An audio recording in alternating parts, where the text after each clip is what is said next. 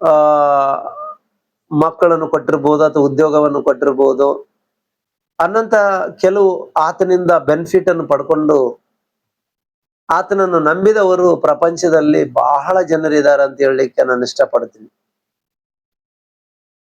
ಅಂದ್ರೆ ಕೇವಲ ಶರೀರ ಸುಖಭೋಗಗಳನ್ನು ಅಥವಾ ಶರೀರಕ್ಕೆ ಸಂಬಂಧಪಟ್ಟವುಗಳನ್ನು ದೇವರು ಕೊಟ್ಟಾಗ ಅದಕ್ಕೋಸ್ಕರನೇ ಯೇಸು ಕ್ರಿಸ್ತನನ್ನು ಹಿಂಬಾಲಿಸಿರತಕ್ಕಂಥವರು ಬಹಳಷ್ಟು ಜನ ಪ್ರಪಂಚದಲ್ಲಿ ತುಂಬಿದ್ದಾರೆ ಅಂತ ಹೇಳಲಿಕ್ಕೆ ನಾನು ಇಷ್ಟಪಡ್ತೀನಿ ಪ್ರಿಯರೇ. ಅದಕ್ಕಾಗಿ ನಾವು ಆ ತರ ಅಲ್ಲದೆ ನಾವು ಯೇಸು ಕ್ರಿಸ್ತನ ಹಿಂಬಾಲಕರಾಗಿ ಸತ್ಯಕ್ಕೋಸ್ಕರ, ಸತ್ಯ ದೇವರಿಗೋಸ್ಕರ, ಈತನೇ ನಿಜವಾದ ದೇವರಂತೇಳಿ ಪರಿಪೂರ್ಣವಾಗಿ ಆತನಲ್ಲಿ ನಂಬಿಕೆ ಇಟ್ಟು ಬದುಕುವವರಾಗಿ ಕಾಣಬೇಕು, ಬದುಕುವವರಾಗಿ ದೇವರ ದೃಷ್ಟಿಗೆ ಯೋಗ್ಯರಾಗಿ ನಾವು ಕಾಣಬೇಕು ಅನ್ನಂತ ಆಲೋಚನೆಗಳಿಂದ ನಾವು ಕ್ರಿಸ್ತನನ್ನು ಅನುಸರಿಸಬೇಕಂತ ಹೇಳಿ ನಿಮ್ಮಲ್ಲಿ ನಾನು ವಿನಂತಿಸಿಕೊಳ್ತಾ ಇದ್ದೇನೆ. ನಾವು ಪ್ರಪಂಚದಲ್ಲಿರ್ತಕ್ಕಂಥ ಎಲ್ಲಾ ಕ್ರೈಸ್ತರ ತರ ಆಗಿರದೆ ಪ್ರಾರಂಭ ಶತಮಾನದಲ್ಲಿರ್ತಕ್ಕಂಥ ಕ್ರೈಸ್ತರ ತರ ಕಾಣಬೇಕು. ಅದು ದೇವರಿಗೆ ಇಷ್ಟ. ಅಂತವರು ಬೇಕು ಅಂತೇಳಿ ದೇವರು ಇವತ್ತಿಗೂ ಹುಡುಕಾಡ್ತಾ ಇದ್ದಾನೆ. ಅಂತವರು ಸಿಕ್ಕಾಗ ದೇವರಿಗೆ ಎಲ್ಲಿಲ್ಲದ ಆನಂದ, ಎಲ್ಲಿಲ್ಲದ ಸಂತೋಷ. ಯೇಸು ಕ್ರಿಸ್ತು ಈ ಲೋಕವನ್ನು ಜಯಿಸಿ ಅಂದ್ರೆ ಮರಣವನ್ನು ಜಯಿಸಿ 3ನೇ ದಿನದಲ್ಲಿ ತಿರುಗಿ ಎದ್ದು ಬಂದು ಪರಲೋಕಕ್ಕೆ ಹೋದ ನಂತರ ಏನಾದರೂ ಕ್ರೈಸ್ತತ್ವ ಅಂತಕ್ಕಂಥದ್ದು ಪ್ರಾರಂಭ ಆಯಿತು. ಅಂತ ಒಂದು ಕ್ರೈಸ್ತರ ಬದುಕು ಇವತ್ತು 21ನೇ ಶತಮಾನದಲ್ಲಿರ್ತಕ್ಕಂಥ ಕ್ರೈಸ್ತರು ಬಾಳಬೇಕಂತೇಳಿ ದೇವರು ಅನ್ಕೊಳ್ತಾ ಇದ್ದಾನೆ. ಅದನ್ನು ನಾವು ಆಲೋಚನೆ ಮಾಡಬೇಕು, ಅದರಂತೆ ನಾವು ಕೂಡ ನಡಿಬೇಕು, ಅದರಂತೆ ನಮ್ಮ ಜೀವನ ಸಾಗಬೇಕಂತೇಳಿ ದೇವರು ಅನ್ಕೊಳ್ತಕ್ಕಂತ ವಿಷಯವನ್ನು ನಾವು ಆಲೋಚನೆ ಮಾಡಬೇಕು. ನಾವು ಕೇವಲ ಡಾಂಬಿಕವಾಗಿ ಎಲ್ಲಾರನ್ನ ನೋಡಿ, ಎಲ್ಲಾ ಕ್ರೈಸ್ತರನ್ನ ನೋಡಿ, ಪ್ರಪಂಚದ ಕ್ರೈಸ್ತರನ್ನ ದೃಷ್ಟಿಯಲ್ಲಿ ಇಟ್ಕೊಂಡು ಅವ್ರು ಹಿಂಗಿದ್ದಾರೆ, ಇವ್ರು ಹಿಂಗಿದ್ದಾರೆ, ಅವರಂತೆ ನಾನಾಗಬೇಕು, ಅವರು ಆಶೀರ್ವಾದ ಪಡ್ಕೊಂಡಿದ್ದಾರೆ ಅಂತೇಳಿ ಅವ್ರ ತರ ನಾನು ಆಶೀರ್ವಾದ ಪಡ್ಕೊಳ್ಬೇಕು, ಅವರು ಬಂಗ್ಲೆ ಕಟ್ಟಿಸಿದ್ದಾರೆ, ಕಾರ್ ತಗೊಂಡಿದ್ದಾರೆ, ಅವರಂತೆ ನಾನಾಗಬೇಕು ಅನ್ನಂತ ಒಂದು ಆಲೋಚನೆ ಕ್ರೈಸ್ತರಲ್ಲಿ ಇವತ್ತು ಇರಬಾರ್ದಂತ ಹೇಳಿ ನಾನು ಹೇಳ್ತಾ ಇದ್ದೀನಿ. ಗಮನವಿಟ್ಟು ನೀವೆಲ್ಲರೂ ಚೆನ್ನಾಗಿ ಕೇಳ್ಬೇಕಂತೇಳಿ ನಾನು ನಿಮ್ಮಲ್ಲಿ ವಿಜ್ಞಾಪ್ತಿ ಮಾಡ್ಕೊಳ್ತಾ ಇದ್ದೀನಿ. ಯಾಕಂದ್ರೆ ಅವರೆಲ್ಲರೂ ನಾಮಕಾರ್ಥ ಕ್ರೈಸ್ತರು. ಈ ಲೋಕದಲ್ಲಿ ದೇವರು ಕೊಟ್ಟಿರುವುದನ್ನು ತಗೊಂಡು ದೇವರು ಏನದು ಸಂಪಾದನೆ ನೋಡಿ ಆಶೀರ್ವಾದ ಅಂತ ತಿಳಿದುಕೊಂಡು ದೇವರಲ್ಲಿ ಭಯಭಕ್ತುಳ್ಳವರಾಗಿ ನಡ್ಕೊಳ್ತಾ ಇದ್ದಾರೆ. ಆ ರೀತಿ ಆಗಿರದೆ ಕ್ರೈಸ್ತರು, ಆ ರೀತಿ ಆಗಿರದೆ ಸಂಪೂರ್ಣವಾಗಿ ದೈವ ಭಕ್ತಿಯಲ್ಲಿ ದೇವರ ದೃಷ್ಟಿಯಲ್ಲಿ ಕಾಣಿಸಿಕೊಳ್ಳಬೇಕು. ಆತನು ನಮ್ಮನ್ನು ಇಷ್ಟಪಡ್ತಾ ಇದ್ದಾನೆ, ಆತನು ನಮ್ಮನ್ನು ಮೆಚ್ಚುತ್ತಾ ಇದ್ದಾನೆ, ಆತನು ತನ್ನ ಇಷ್ಟಾರ್ಥವಾಗಿ ಬಾಳಬೇಕು ಅನ್ನೋಂಥದ್ದೊಂದು ಕನಸು ಕಟ್ಟಿಕೊಂಡಿದ್ದಾನೆ. ಇದನ್ನು ಗಮನದಲ್ಲಿ ಇಟ್ಟುಕೊಂಡು ಜೀವನ ಮಾಡಬೇಕು ಕ್ರೈಸ್ತರು. ಪ್ರಪಂಚದಲ್ಲಿ 300 ಕೋಟಿ ಜನರು ಕ್ರೈಸ್ತರಿದ್ದಾರೆ. ಎಲ್ಲರೂ ಕೂಡ ಭಕ್ತಿವಂತರಲ್ಲ, ಎಲ್ಲರೂ ಕೂಡ ನೀತಿವಂತರಲ್ಲ, ಎಲ್ಲರೂ ಕೂಡ ಪರಿಶುದ್ಧರಲ್ಲ, ಎಲ್ಲರೂ ಕೂಡ ಸತ್ಯವಂತರು ಅಲ್ಲ. ಹಂಗಂತ ಎಲ್ಲರೂ ಪಾಪಿಗಳು ಅಂತೇಳಿ ನಾವು ಹೇಳಲಿಕ್ಕೆ ಆಗಲ್ಲ. ಎಲ್ಲರಲ್ಲಿ ಸ್ವಲ್ಪ ಜನ ದೇವರಿಗೋಸ್ಕರ ಬದುಕುವಂತವರಿದ್ದಾರೆ, ಸ್ವಲ್ಪ ಜನ ಲೋಕಕ್ಕೋಸ್ಕರ ಬದುಕುವಂತವರಿದ್ದಾರೆ. ಟೋಟಲ್ ಅಲ್ಲಿ ಯೇಸು ಕ್ರಿಸ್ತನ ನಾಮವನ್ನು ಧರಿಸಿಕೊಂಡಿದ್ದಾರೆ, ಯೇಸು ಕ್ರಿಸ್ತನ ನಾಮವನ್ನು ಧರಿಸಿಕೊಂಡಿದ್ದಾರೆ. ಈತನೇ ಲೋಕ ರಕ್ಷಕನಂತೇಳಿ ನಂಬಿದ್ದಾರೆ. ಆದರೆ ಅವರ ನಡೆ ನುಡಿ, ಅವರ ಪ್ರವರ್ತನೆ, ಅವರ ಬಾಳಿನ ಆಲೋಚನೆಗಳು, ಅವರು ಮಾಡುವಂತ ಕ್ರಿಯೆಗಳು ಇವೆಲ್ಲವನ್ನು ನೋಡಿದಾಗ ಇವರು ಕ್ರೈಸ್ತರಲ್ಲನ್ನಂತ ರೀತಿಯಲ್ಲಿ ದೇವರ ದೃಷ್ಟಿಗೂ ಮತ್ತು ಮನುಷ್ಯರ ದೃಷ್ಟಿಗೆ ಕಾಣುವಂತವರಾಗಿದ್ದಾರೆ. ಒಂದ್ಸಲ ನಾವು ತೀತನು ಬರೆದ ಪತ್ರಿಕೆ 1ನೇ ಅಧ್ಯಾಯ 16ನೇ ವಚನ ಭಾಗವನ್ನು ನಾವು ಓದಿಕೊಂಡು ಬೈಬಲ್ನಲ್ಲಿ ನಾವು ಲೇಖನಗಳ ಆಧಾರಗೊಂಡು ನಾವು ಯಾವ ರೀತಿ ನಡಿಬೇಕು ಅಥವಾ ಯಾವ ರೀತಿ ನಡ್ಕೊಂಡಿದ್ದವರು ಇದ್ದಾರೆ ಅವ್ರ ತರ ನಾವು ನಡ್ಕೊಂಡ್ರೆ ಹೆಂಗ ನಮ್ ಜೀವನ ನಾವು ಬಾಳುವಂತ ಆಲೋಚನೆ ಮಾಡ್ಕೊಳ್ಳೋಣ ಪ್ರೇರೆ.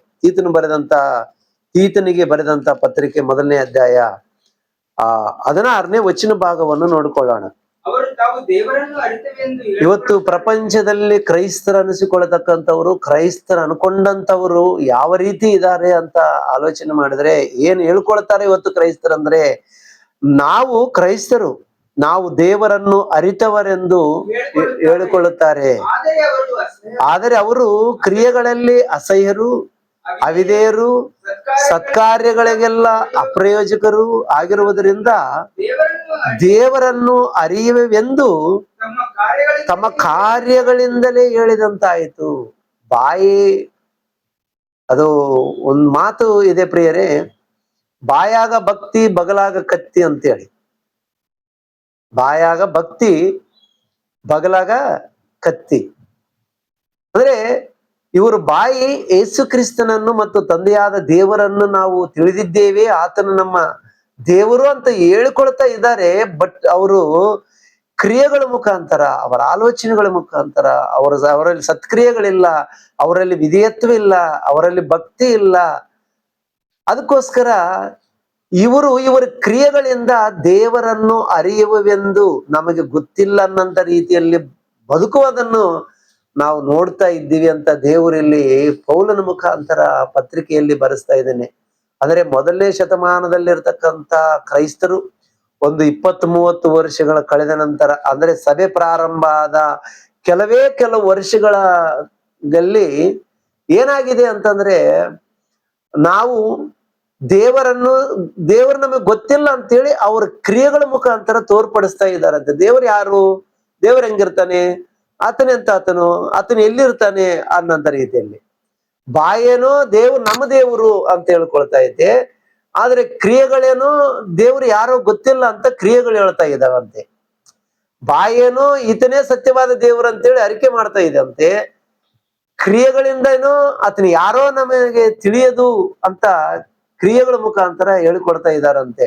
ಅಂದ್ರೆ ಕ್ರೈಸ್ತರು 2 ವಿಧವಾಗಿ ಆಲೋಚನೆ ಮಾಡುವಂತವರಾಗಿದ್ದಾರೆ, 2 ವಿಧವಾಗಿ ಬದುಕುವಂತವರು ಕಾಣ್ತಾ ಇದ್ದಾರಂತೆ ನಮಗ್ ಕಾಣ್ತಾ ಇದೆ. ಬೈಬಲ್ ನಲ್ಲಿ ನೋಡಿದಾಗ ನಮಗೆ ಅರ್ಥ ಆಗುತ್ತೆ ಪ್ರಿಯರೇ. ಅಂದ್ರೆ 2 ವಿಧವಾಗಿ ದೇವರನ್ನು ನಂಬಿದವರ ತರನೇ ಕಾಣ್ತಾರ, ದೇವರನ್ನು ತಿಳಿಯದವರ ತರನೇ ಕಾಣ್ತಾರೆ. 2 ವಿಧವಾದಂತ ಕ್ರೈಸ್ತತ್ವ ಸಮಾಜದಲ್ಲಿ ಕಾಣ್ತಾ ಇದೆ.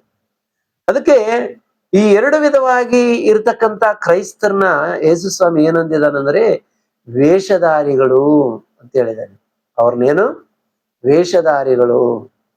ಅದಕ್ಕೆ ಬಾಯಿ ತುಂಬಾ ಭಕ್ತಿ ಇದೆ, ಬಗಲಾಗ ಏನಿದೆ ಅಂತೆ ಕತ್ತಿ ಹಿಡ್ಕೊಂಡಿದ್ದಾರೆ, ಬಡಿಗೆ ಹಿಡ್ಕೊಂಡಿದ್ದಾರೆ, ಖಡ್ಗವನ್ನು ಹಿಡ್ಕೊಂಡಿದ್ದಾರೆ, ಕೈಯಲ್ಲಿ ಖಡ್ಗ ಇದೆ, ಬಾಯಲ್ಲಿ ಭಕ್ತಿ ಇದೆ ಅನ್ನಂತ ರೀತಿಯಲ್ಲಿ ಇವತ್ತು ಕ್ರೈಸ್ತವ ಸಮಾಜ ಬದುಕುವುದನ್ನು ನಾವು ನೋಡ್ತಾ ಇದ್ದೀವಿ ಪ್ರೀತಿ ಉಳ್ಳಂತ ದೇವರ ಮಕ್ಕಳೇ.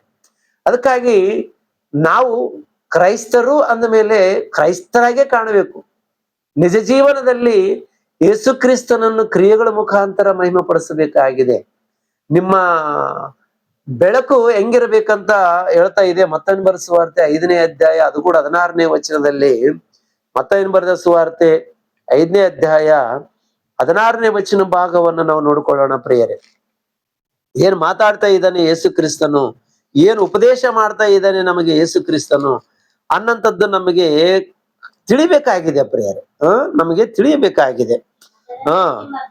ಅದರಂತೆ ನಿಮ್ಮ ಬೆಳಕು ಜನರ ಮುಂದೆ ಪ್ರಕಾಶಿಸಲಿ, ಹೀಗಾದರೆ ಅವರು ನಿಮ್ಮ ಒಳ್ಳೆ ಕ್ರಿಯೆಗಳನ್ನು ನೋಡಿ ಪರಲೋಕದಲ್ಲಿರುವ ನಿಮ್ಮ ತಂದೆಯನ್ನು ಕೊಂಡಾಡುವರು.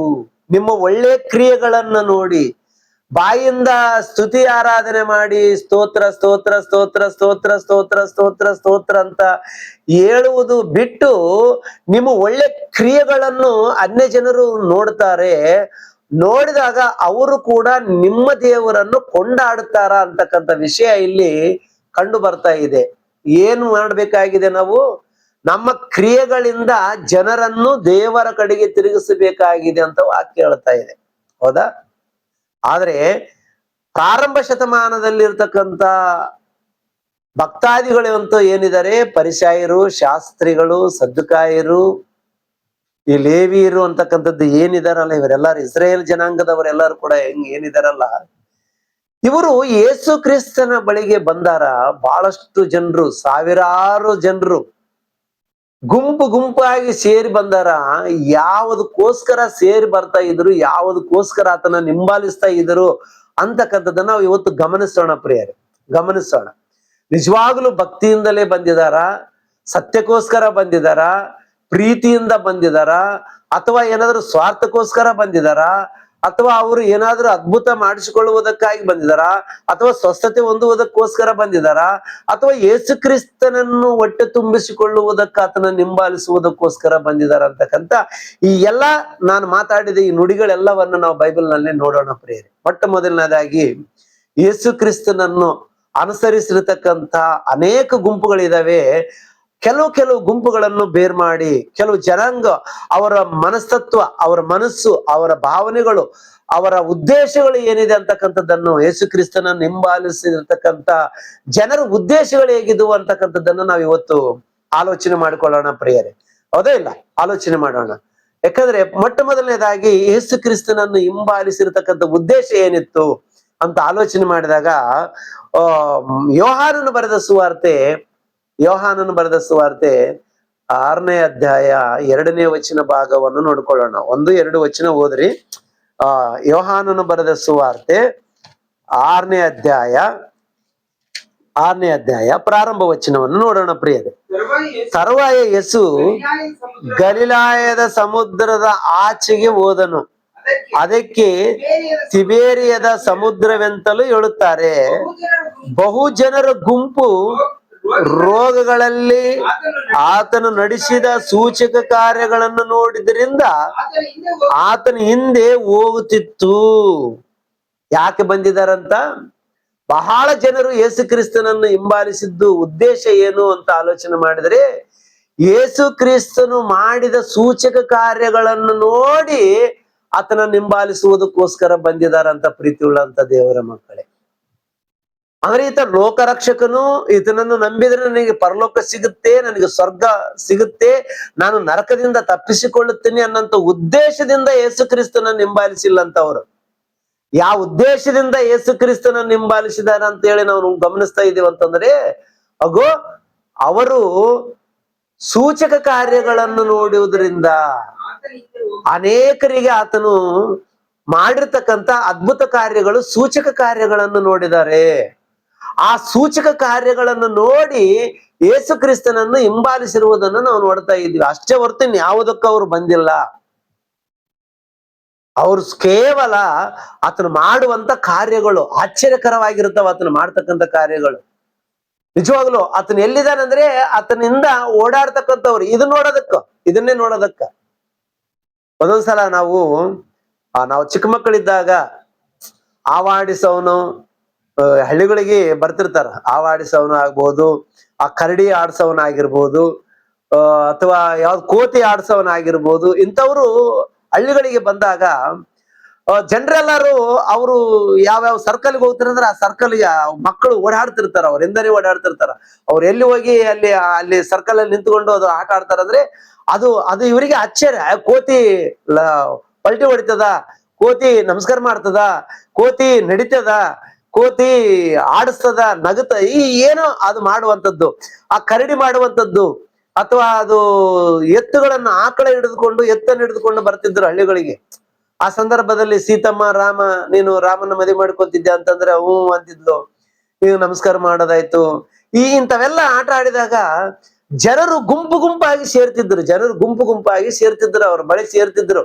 ಯಾಕೆ ಅಂತಂದ್ರೆ ಇವರು ಮಾಡುವಂತ ಆ ಒಂದು ಕಾರ್ಯಗಳು ನೋಡಿ, ಆ ಎತ್ತು ಆಕಳ ಇವರು ಹೇಳಿದಂಗೆ ಅದು ತೆರೆ ಅಳ್ಳಾಡ್ಸೋದು, ಗೋಣ ಅಳ್ಳಾಡ್ಸೋದು, ಆ ಕರಡಿ ನಮಸ್ಕಾರ ಮಾಡೋದು, ಕುಣಿಯುವುದು, ಡ್ಯಾನ್ಸ್ ಮಾಡೋದು, ಇಂಥವೆಲ್ಲ ಮಾಡಿದಾಗ ಅದೊಂಥರ ಆಶ್ಚರ್ಯಕರ ಅನಿಸ್ತಿತ್ತು.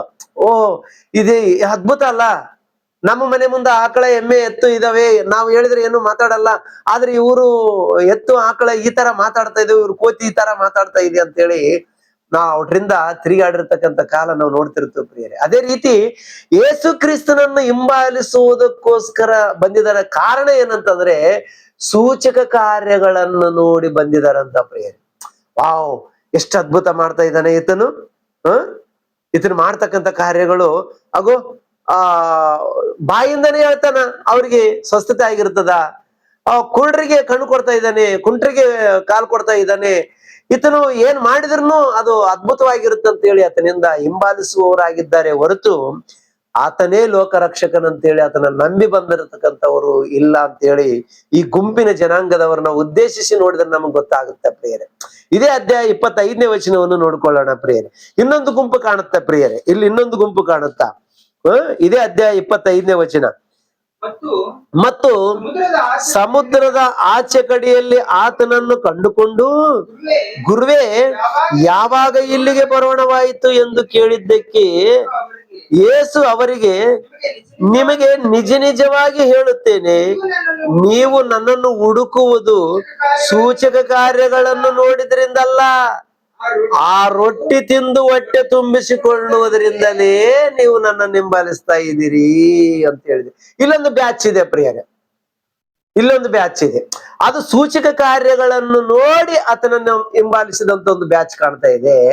ಇಲ್ಲೊಂದು ಬ್ಯಾಚ್ ಕಾಣ್ತಾ ಇದೆ, ಸೂಚಕ ಕಾರ್ಯಗಳನ್ನು ನೋಡಿ ನೀವು ಬಂದಿಲ್ಲ, ತಿನ್ನೋದಕ್ಕೆ ಬಂದಿರಿ ಅಂತ ಹೇಳ್ತಾ ಇದ್ದಾರೆ. ತಿನ್ನೋದಕ್ಕ ಯೇಸು ಸ್ವಾಮಿ ಹಿಂದೆ ತಿರುಗಾಡಿದ್ರೆ ಸಾಕು, 5 ರೊಟ್ಟಿ 2 ಮೀನು 5,000 ಜನರಿಗೆ ಹಂಚ್ತಾನ ಆತನು.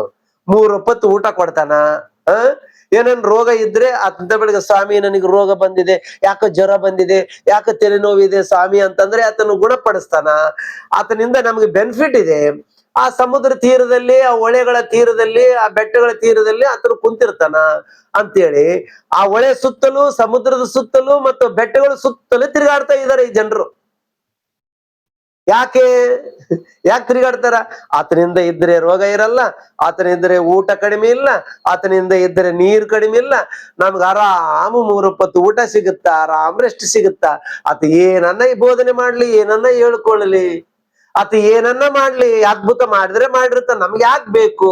ನಮ್ಗೇನ್ ಬೇಕು? 3 ಹೊತ್ತು ಊಟ ಬೇಕು ನಮ್ಗೆ ಅಷ್ಟೇ. ಊಟಕ್ಕೋಸ್ಕರ ಯೇಸು ಕ್ರಿಸ್ತನನ್ನು ಹಿಂಬಾಲಿಸಿದವರು ಕಾಣ್ತಾ ಇದ್ದಾರೆ.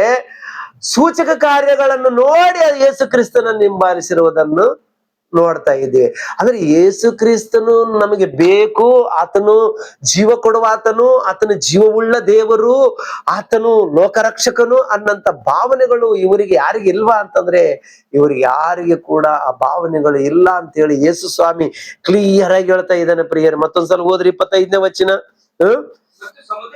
ಸಮುದ್ರದ ಆಚೆ ಕಡೆಯಲ್ಲಿ ಆತನನ್ನು ಕಂಡುಕೊಂಡು, ಗುರುವೇ, ಯಾವಾಗ ಇಲ್ಲಿಗೆ ಬರೋಣವಾಯಿತು? ಗುರುವೇ ಕೇಳಿದ್ದಕ್ಕೆ ಯೇಸು ಅವರಿಗೆ ಹೇಳ್ತಾ ಇದ್ದಾನೆ, ನಿಮಗೆ ನಿಜ ನಿಜ ಹೇಳ್ತೇನೆ, ನೀವೇನೇನು ಅನ್ಕೊಳ್ರಿ, ನಿಮ್ ಮುಖದ ಮೇಲೆ ಹೇಳ್ತಾ ಇದ್ದೀನಿ, ನೀವು ನನ್ನನ್ನು ಹುಡುಕುವುದು ಸೂಚಕ ಕಾರ್ಯಗಳನ್ನು ನೋಡಿದ್ರಿಂದಲ್ಲ, ರೊಟ್ಟಿ ತಿಂದು ಹೊಟ್ಟೆ ತುಂಬಿಸಿಕೊಂಡಿದ್ದರಿಂದಲೇ. ಹೊಟ್ಟೆ ತುಂಬಿಸಿಕೊಳ್ಳೋದಕ್ಕೆ ದುಡಿರೋ ಮಾರಾಯ, ಕಷ್ಟಪಟ್ಟು ಕೆಲಸ ಮಾಡಿ ಭಕ್ತಿಯಿಂದ ಬದುಕರು ಅಂತಂದ್ರೆ ಯೇಸು ಸ್ವಾಮಿ ಎಲ್ಲೆಲ್ಲಿ ಇರ್ತಾನೆ, ಎಲ್ಲೆಲ್ಲಿ ಕುಂದಿರ್ತಾನೆ, ಎಲ್ಲೆಲ್ಲಿ ತಿರುಗಾಡ್ತಾನೆ ಅಂಬುದು ದಿನ ಗೊತ್ತಾಗ್ಬಿಟ್ಟೈತೆ. ಬೆಳಗ ಮುಂಜಾನೆ ಆದ ತಕ್ಷಣನೇ ಮನೆಯಲ್ಲಿ ಸ್ನಾನ ಮಾಡೋದು, ಬಟ್ಟೆ ಹಾಕೊಳ್ಳೋದು, ಓಡಿ ಬರೋದು. ಯೇಸು ಸ್ವಾಮಿ ಎಲ್ಲಿದ್ದಾನೆ, ಯಾವ ಬೆಟ್ಟದಲ್ಲಿ ಇದ್ದಾನೆ, ಯಾವ ಹೊಳೆಯಲ್ಲಿ ಇರ್ದ, ಎರ್ದನ್ ಹೊಳೆ ಇದ್ದಾನ, ಸಮುದ್ರದ ಬಳಿಯಲ್ಲಿದ್ದಾನ, ಎಲ್ಲಿದ್ದಾನ, ಅರಣ್ಯದಲ್ಲಿದ್ದಾನೆ ಅಂತೇಳಿ ಆತನ ಹೊಳೆ ಆಚೆ ಹೋಗಿ ಅರಣ್ಯದಲ್ಲಿ ಬಚ್ಚಿಟ್ಕೊಂಡನ ಪ್ರಿಯರೇ. ಇವ್ರು ಕಿರಿಕಿರಿ ತಾಳ್ಲಾರ್ದ ಅರಣ್ಯದಲ್ಲಿ ಹೋಗಿ ಬಚ್ಚಿಟ್ಕೊಂಡ್ರು ಬಿಡ್ತಾ ಇಲ್ಲ. ಅಲ್ಲಿಗೆ ಓಡೋಗಿದ್ದಾರೆ. ಸ್ವಾಮಿ, ಇಲ್ಲಿಗೆ ಯಾವಾಗ ಬರೋಣವಾಯ್ತು?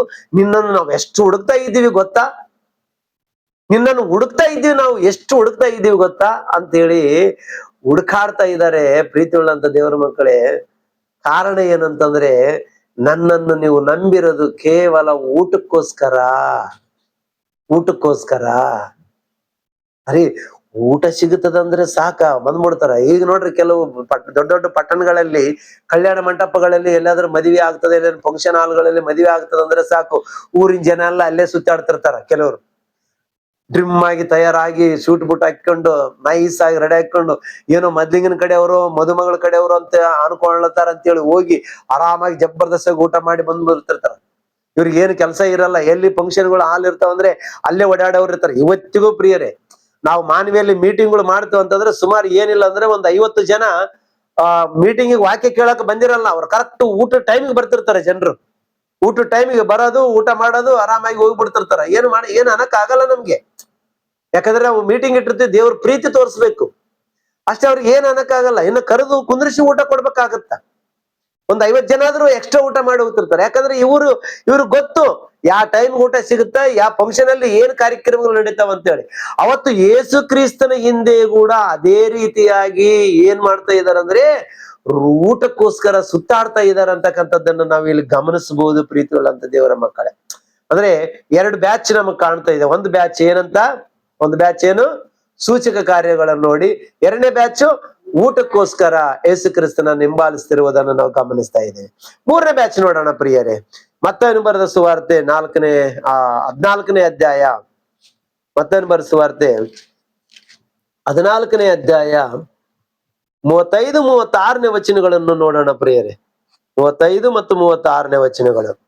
34ನೇ ವಚನದಿಂದ ಹೋದ್ರಿ, ಅವರು ಸಮುದ್ರವನ್ನು ದಾಟಿ ಗೆನೆಜರತ್ ದೇಶದ ದಡಕ್ಕೆ ಮುಟ್ಟಿದರು. ಆ ಸ್ಥಳದವರು ಆತನ ಗುರುತನ್ನು ಹಿಡಿದು ಆ ಸುತ್ತಲಿನ ಸೀಮೆಗಳೆಲ್ಲ ಹೇಳಿ ಕಳುಹಿಸಿ ಮೈಯಲ್ಲಿ ನೆಟ್ಟಿಗಿಲ್ಲದವರೆಲ್ಲರನ್ನು ಆತನ ಬಳಿಗೆ ಕರೆತರಿಸಿರಿ. ಆತನನ್ನು ನಿಮ್ಮ ಉಡುಪಿನ ಗೊಂಡೆಯನ್ನಾದರೂ ಮುಟ್ಟುಗೊಡಿಸಬೇಕೆಂದು ಬೇಡಿಕೊಂಡರು. ಮುಟ್ಟಿದವರೆಲ್ಲರೂ ಸ್ವಸ್ಥತೆ ಹೊಂದಿದರು. ಯೇಸು ಸ್ವಾಮಿ ಬಂದ ತಕ್ಷಣನೇ, ಸ್ವಾಮಿ ಯಾವಾಗ ಬಂದಿ ನಮ್ಮ ದೇಶಕ್ಕೆ, ನಮ್ಮ ಊರಿಗೆ, ನಮ್ಮ ಪ್ರಾಂತಕ್ಕೆ ಬನ್ನಿ ಸ್ವಾಮಿ, ಇಲ್ಲಿ ಕೂತ್ಕೊಳ್ರಿ ನೀವಂತೇಳಿ ಉಪಚಾರ ಮಾಡೋರು ಯಾರು ಇಲ್ಲ.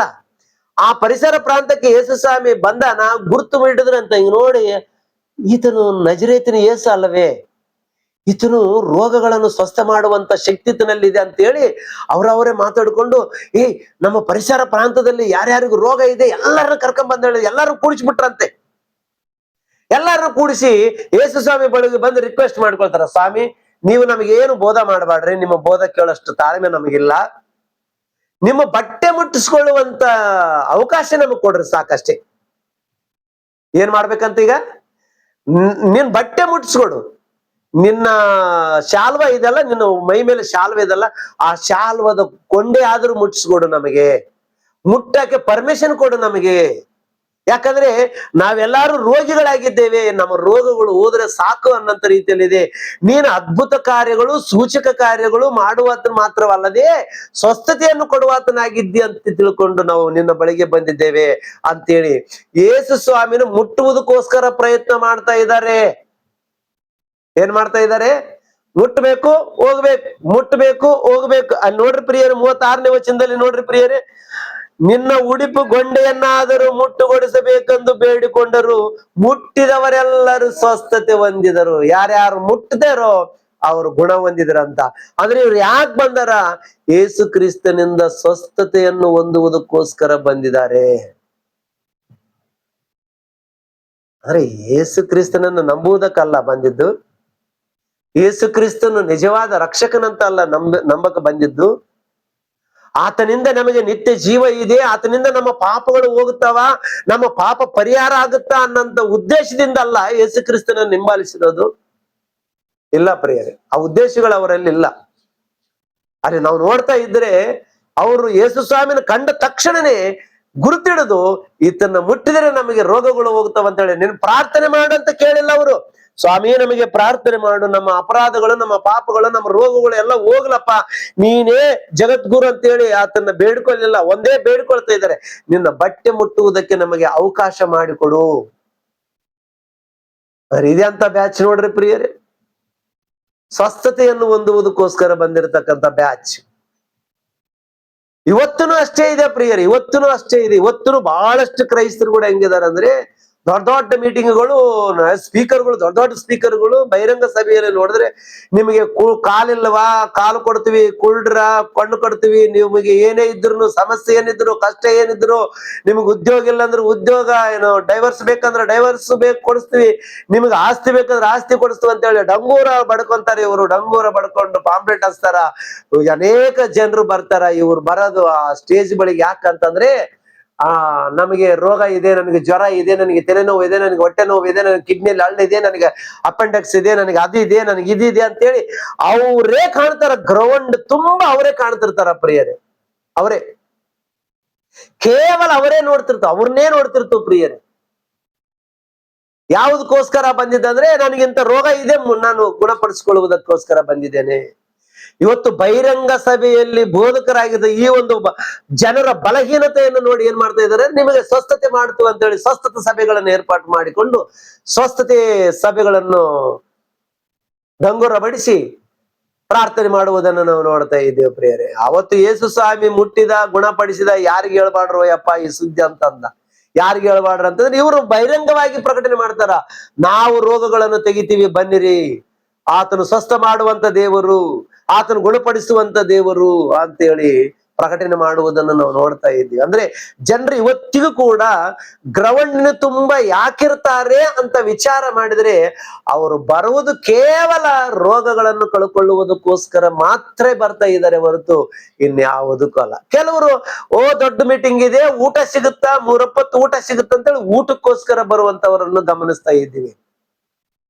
ಕೆಲವರು ಇಲ್ಲಿ ಏನಾದ್ರೂ ಮೆರಿಕಲ್ ನಡೀತದೇನು, ಅದ್ಭುತ ಏನಾದ್ರೂ ನಡೀತದೇನಂತೇಳಿ ನೋಡಕ್ಕೋಸ್ಕರ ಕೆಲವರು ಬರುವುದನ್ನು ನೋಡ್ತಾ ಇದ್ವಿ. ಅಂದ್ರೆ 3 ಬ್ಯಾಚ್ ಕಾಣ್ತಾ ಇದೆ ಇಲ್ಲಿ. ಇವತ್ತಿಗೂ ಅವತ್ತಿಗೂ ಈ 3 ಬ್ಯಾಚ್ ಸಮಾಜದಲ್ಲಿ ಇದೆ ಪ್ರಿಯರೇ.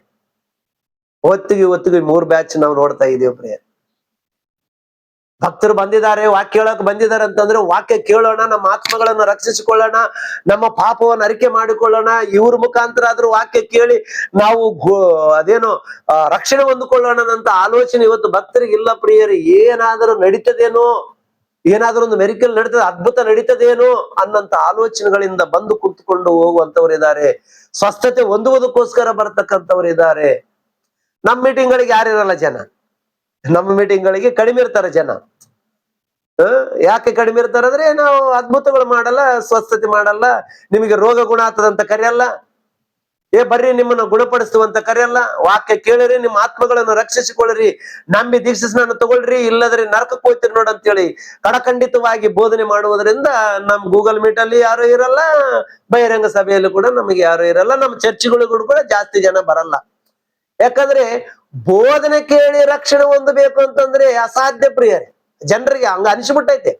ನಮ್ಗೆ ಏನಾದ್ರೂ ಒಂದು ಅದ್ಭುತ ಬೇಕು, ಏನಾದ್ರೂ ಒಂದು ಸೂಚಕ ಕಾರ್ಯ ಬೇಕು, ಏನಾದ್ರೂ ಒಂದು ಮಾಡ್ಬೇಕು ನೀನು. ಹಾಗೋ ಅವ್ರು ಮಾಡಿದ್ರು, ಇವ್ರು ಮಾಡಿದ್ರು, ದೆವ್ವಗಳು ಬಿಡಿಸ್ತಾರ, ರೋಗಗಳನ್ನು ಕಡಿಮೆ ಮಾಡ್ತಾರ, ಹಾಗೋ ಅವ್ರು ಪ್ರಾರ್ಥನೆ ಮಾಡಿದ್ರೆ ನಮಗೆ ಬೆನಿಫಿಟ್ ಬರ್ತಾ ಇದೆ. ನೀವು ಮಾಡಿದ್ರೆ ಏನ್ ಬರ್ತಾ? ನಾವು ಪ್ರಾರ್ಥನೆ ಮಾಡಿದರೆ ನಿಮಗೆ ಶಾಂತಿ ಸಿಗುತ್ತಾ? ನಾವು ಪ್ರಾರ್ಥನೆ ಮಾಡಿದ್ರೆ ನಿಮಗೆ ಪರಲೋಕ ಸಿಗುತ್ತಾ? ನಾವು ಬೋಧನೆ ಮಾಡಿದ್ರೆ ನಿಮಗೆ ರಕ್ಷಣೆ ಹೊಂದಿರ್ತೀರಿ. ದೇವರ ವಾಕ್ಯದಿಂದ ನಿಮ್ಮನ್ನು ರಕ್ಷಿಸಿಕೊಳ್ಳಬೇಕನ್ನಂತ ಆಲೋಚನೆ ನಮ್ಮದು. ನೀವು ರಕ್ಷಣೆ ಹೊಂದ್ರಿ ಬಿಡ್ರಿ, ನಮ್ಮ ಸಭೆಗೆ ಬಂದ್ರೆ ಸಾಕು ಅನ್ನಂತ ರೀತಿಯಲ್ಲಿ ಡೂಪ್ಲಿಕೇಟ್ ಬೋಧನೆ ಮಾಡಿ, ಡೂಪ್ಲಿಕೇಟ್ ಸುಳ್ಳಾದ ಉಪದೇಶಗಳು ಮಾಡಿ ನಿಮ್ಮನ್ನು ಕರೆಸಿಕೊಂಡು ತಲೆ ಮೇಲೆ ಕೈ ಇಟ್ಟು ನಿಮ್ಮನ್ನ ನರಕ ಕಳಿಸುವಂತ ಬೋಧಕರ ಮಾತುಗಳನ್ನು ನಂಬುವಂತವರಾಗಿದ್ದಾರೆ ಇವತ್ತು ಕ್ರೈಸ್ತರೆಲ್ಲರೂ ಕೂಡ. ತಪ್ಪು ಪ್ರಿಯರೇ. ಅವತ್ತು ಆ ಬ್ಯಾಚ್ ಅದೇ ಇದೆ, ನಿಮ್ಮಂತ ಬ್ಯಾಚ್ ಅವತ್ತು ಯೇಸು ಸ್ವಾಮಿ ಬಳಿಗೆ ಕೂಡ ಬಂತು. ಏನಂದ್ರೆ, ಸ್ವಾಮಿ ನಮಗೆ ಒಳ್ಳೆ ಉಪದೇಶ ಮಾಡು, ಒಳ್ಳೆ ವಾಕ್ಯ ಹೇಳು, ಆ ವಾಕ್ಯವನ್ನು ಕೇಳ್ತೀವಂತ ಯಾರಾದ್ರೂ ಬೇಡಿಕೊಂಡ್ರ ಇಲ್ಲಿ? ಅವ್ರ ಮನಸ್ಸು ಅರ್ಥ ಮಾಡಿಕೊಂಡು ಯೇಸು ಸ್ವಾಮಿ ಮಾತಾಡ್ತಾ ಇದ್ದಾನೆ. ಈಗೋ ಈ ಬ್ಯಾಚ್ ನೋಡು, ನೀ ಏನು ಬೇಡ, ನಿನ್ನ ಬಟ್ಟೆ ಮುಟ್ಟುವುದಕ್ಕೆ ಪರ್ಮಿಷನ್ ಕೊಡು ನಮಗಷ್ಟೇ. ಯೇಸು ಸ್ವಾಮಿ ತಲೆ ಹಿಡ್ಕೊಂಡು ಸುಮ್ಮನೆ ಕುಂದ್ರಬೇಕಾಯ್ತು. ಏನ್ ಮಾಡ್ಬೇಕು ಇವರಿಗೆ? ಏನ್ ಬೋಧ ಮಾಡ್ಬೇಕು ಇವರಿಗೆ? ಎಂತ ಬೋಧನೆ ಮಾಡ್ಬೇಕು ಇವರಿಗೆ? ಆಲೋಚನೆ ಮಾಡ್ರಿ ಪ್ರೀತಿ ಉಳ್ಳಂತ ದೇವರ ಮಕ್ಕಳೇ. ಅವತ್ತಿನಿಂದ ಇವತ್ತಿನವರೆಗೂ ಇಂಥ ಒಂದು ಬ್ಯಾಚ್ ಕಾಣ್ತಾ ಇದೆ ಸಮಾಜದಲ್ಲಿ. ದೇವರು ನಿಜವಾಗ್ಲೂ ಇವರಿಗೆ ಪರಲೋಕ ಕೊಡ್ತಾನ? ಇವ್ರನ್ನ ಕ್ಷಮಿಸ್ಕೊಳ್ತಾನ? ಊಟಕ್ಕೋಸ್ಕರ ಯೇಸು ಸ್ವಾಮಿ ಬಳಿಗೆ ಬರ್ತೀಯ? ರೋಗಕ್ಕೋಸ್ಕರ ಯೇಸು ಸ್ವಾಮಿ ಬಳಿಗೆ ಬರ್ತೀಯ? ಏನಾದ್ರೂ ಅದ್ಭುತ ನಡೀತದೇನೋ ಅನ್ನಂತ ಉದ್ದೇಶದಿಂದ ನೋಡುವುದಕ್ಕಾಗಿ ಯೇಸು ಸ್ವಾಮಿ ಬಳಿಗೆ ಬರ್ತೀಯ? ತಪ್ಪು ಅದು ಪ್ರಿಯರೇ, ಅದು ತಪ್ಪು. ಅದು ಮಾಡಬಾರ್ದು, ಆ ರೀತಿ ಇರಬಾರ್ದು. ಅದಕ್ಕೆ 3ನೇ ಬ್ಯಾಚ್ ಯಾವುದು? ಸ್ವಸ್ಥತೆಗೋಸ್ಕರ ಯೇಸು ಸ್ವಾಮಿಯನ್ನು ಹಿಂಬಾಲಿಸಿರುವುದನ್ನು ನಾವು ನೋಡ್ತಾ ಇದ್ದೇವೆ ಪ್ರಿಯರೇ. ಈ ಕೆಲವು ಉದ್ದೇಶಗಳು ಚೆನ್ನಾಗಿರತಕ್ಕಂಥವ್ರು ಬಂದಿದ್ದಾರೆ ಪ್ರಿಯರೇ. ಓಕೆ, ಇನ್ನೊಂದು ಬ್ಯಾಚ್ ನೋಡೋಣ. ಯೋಹಾನ್ ಬರೆದ ಸುವಾರ್ತೆ 1ನೇ ಅಧ್ಯಾಯ. ಯೋಹಾನನು ಬರೆದ ಸುವಾರ್ತೆ 1ನೇ ಅಧ್ಯಾಯ 38, 39 ವಚನಗಳನ್ನು ಓದಿಕೊಳ್ಳೋಣ ಪ್ರಿಯರೇ. 38, 39 ವಚನಗಳು. ಯೇಸು ಹಿಂತಿರುಗಿ ಅವರು ಹಿಂದೆ ಬರುವುದನ್ನು ನೋಡಿ ನಿಮಗೆ ಏನು ಬೇಕಾಗಿದೆ ಎಂದು ಕೇಳಲು ಅವರು, ರಬ್ಬಿಯೇ ನೀನು ಇಳುಕೊಂಡಿರುವುದು ಎಲ್ಲಿ ಅಂದರು. ರಬ್ಬಿ ಅಂದ್ರೆ ಗುರು ಅಂತ ಅರ್ಥ. ಆತನು ಬಂದು ನೋಡ್ರಿ ಅಂದಾಗ ಅವರು ಬಂದು ಆತನು ಇಳುಕೊಂಡಿದ್ದ ಸ್ಥಳವನ್ನು ನೋಡಿ ಆ ದಿವಸ ಆತನು ಸಂಗಡ ಇದ್ದರು. ಯೋಹಾನನು ಬರೆದ ಸುವಾರ್ತೆ ಒಂದನೇ ಅಧ್ಯಾಯ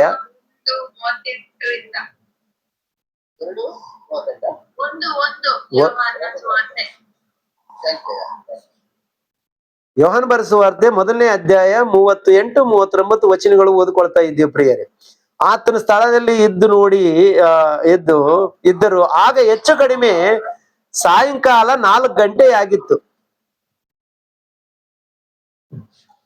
ಮಾತಾಡ್ತಾ ಇದ್ರಿ ಯಾರಾದರೂ?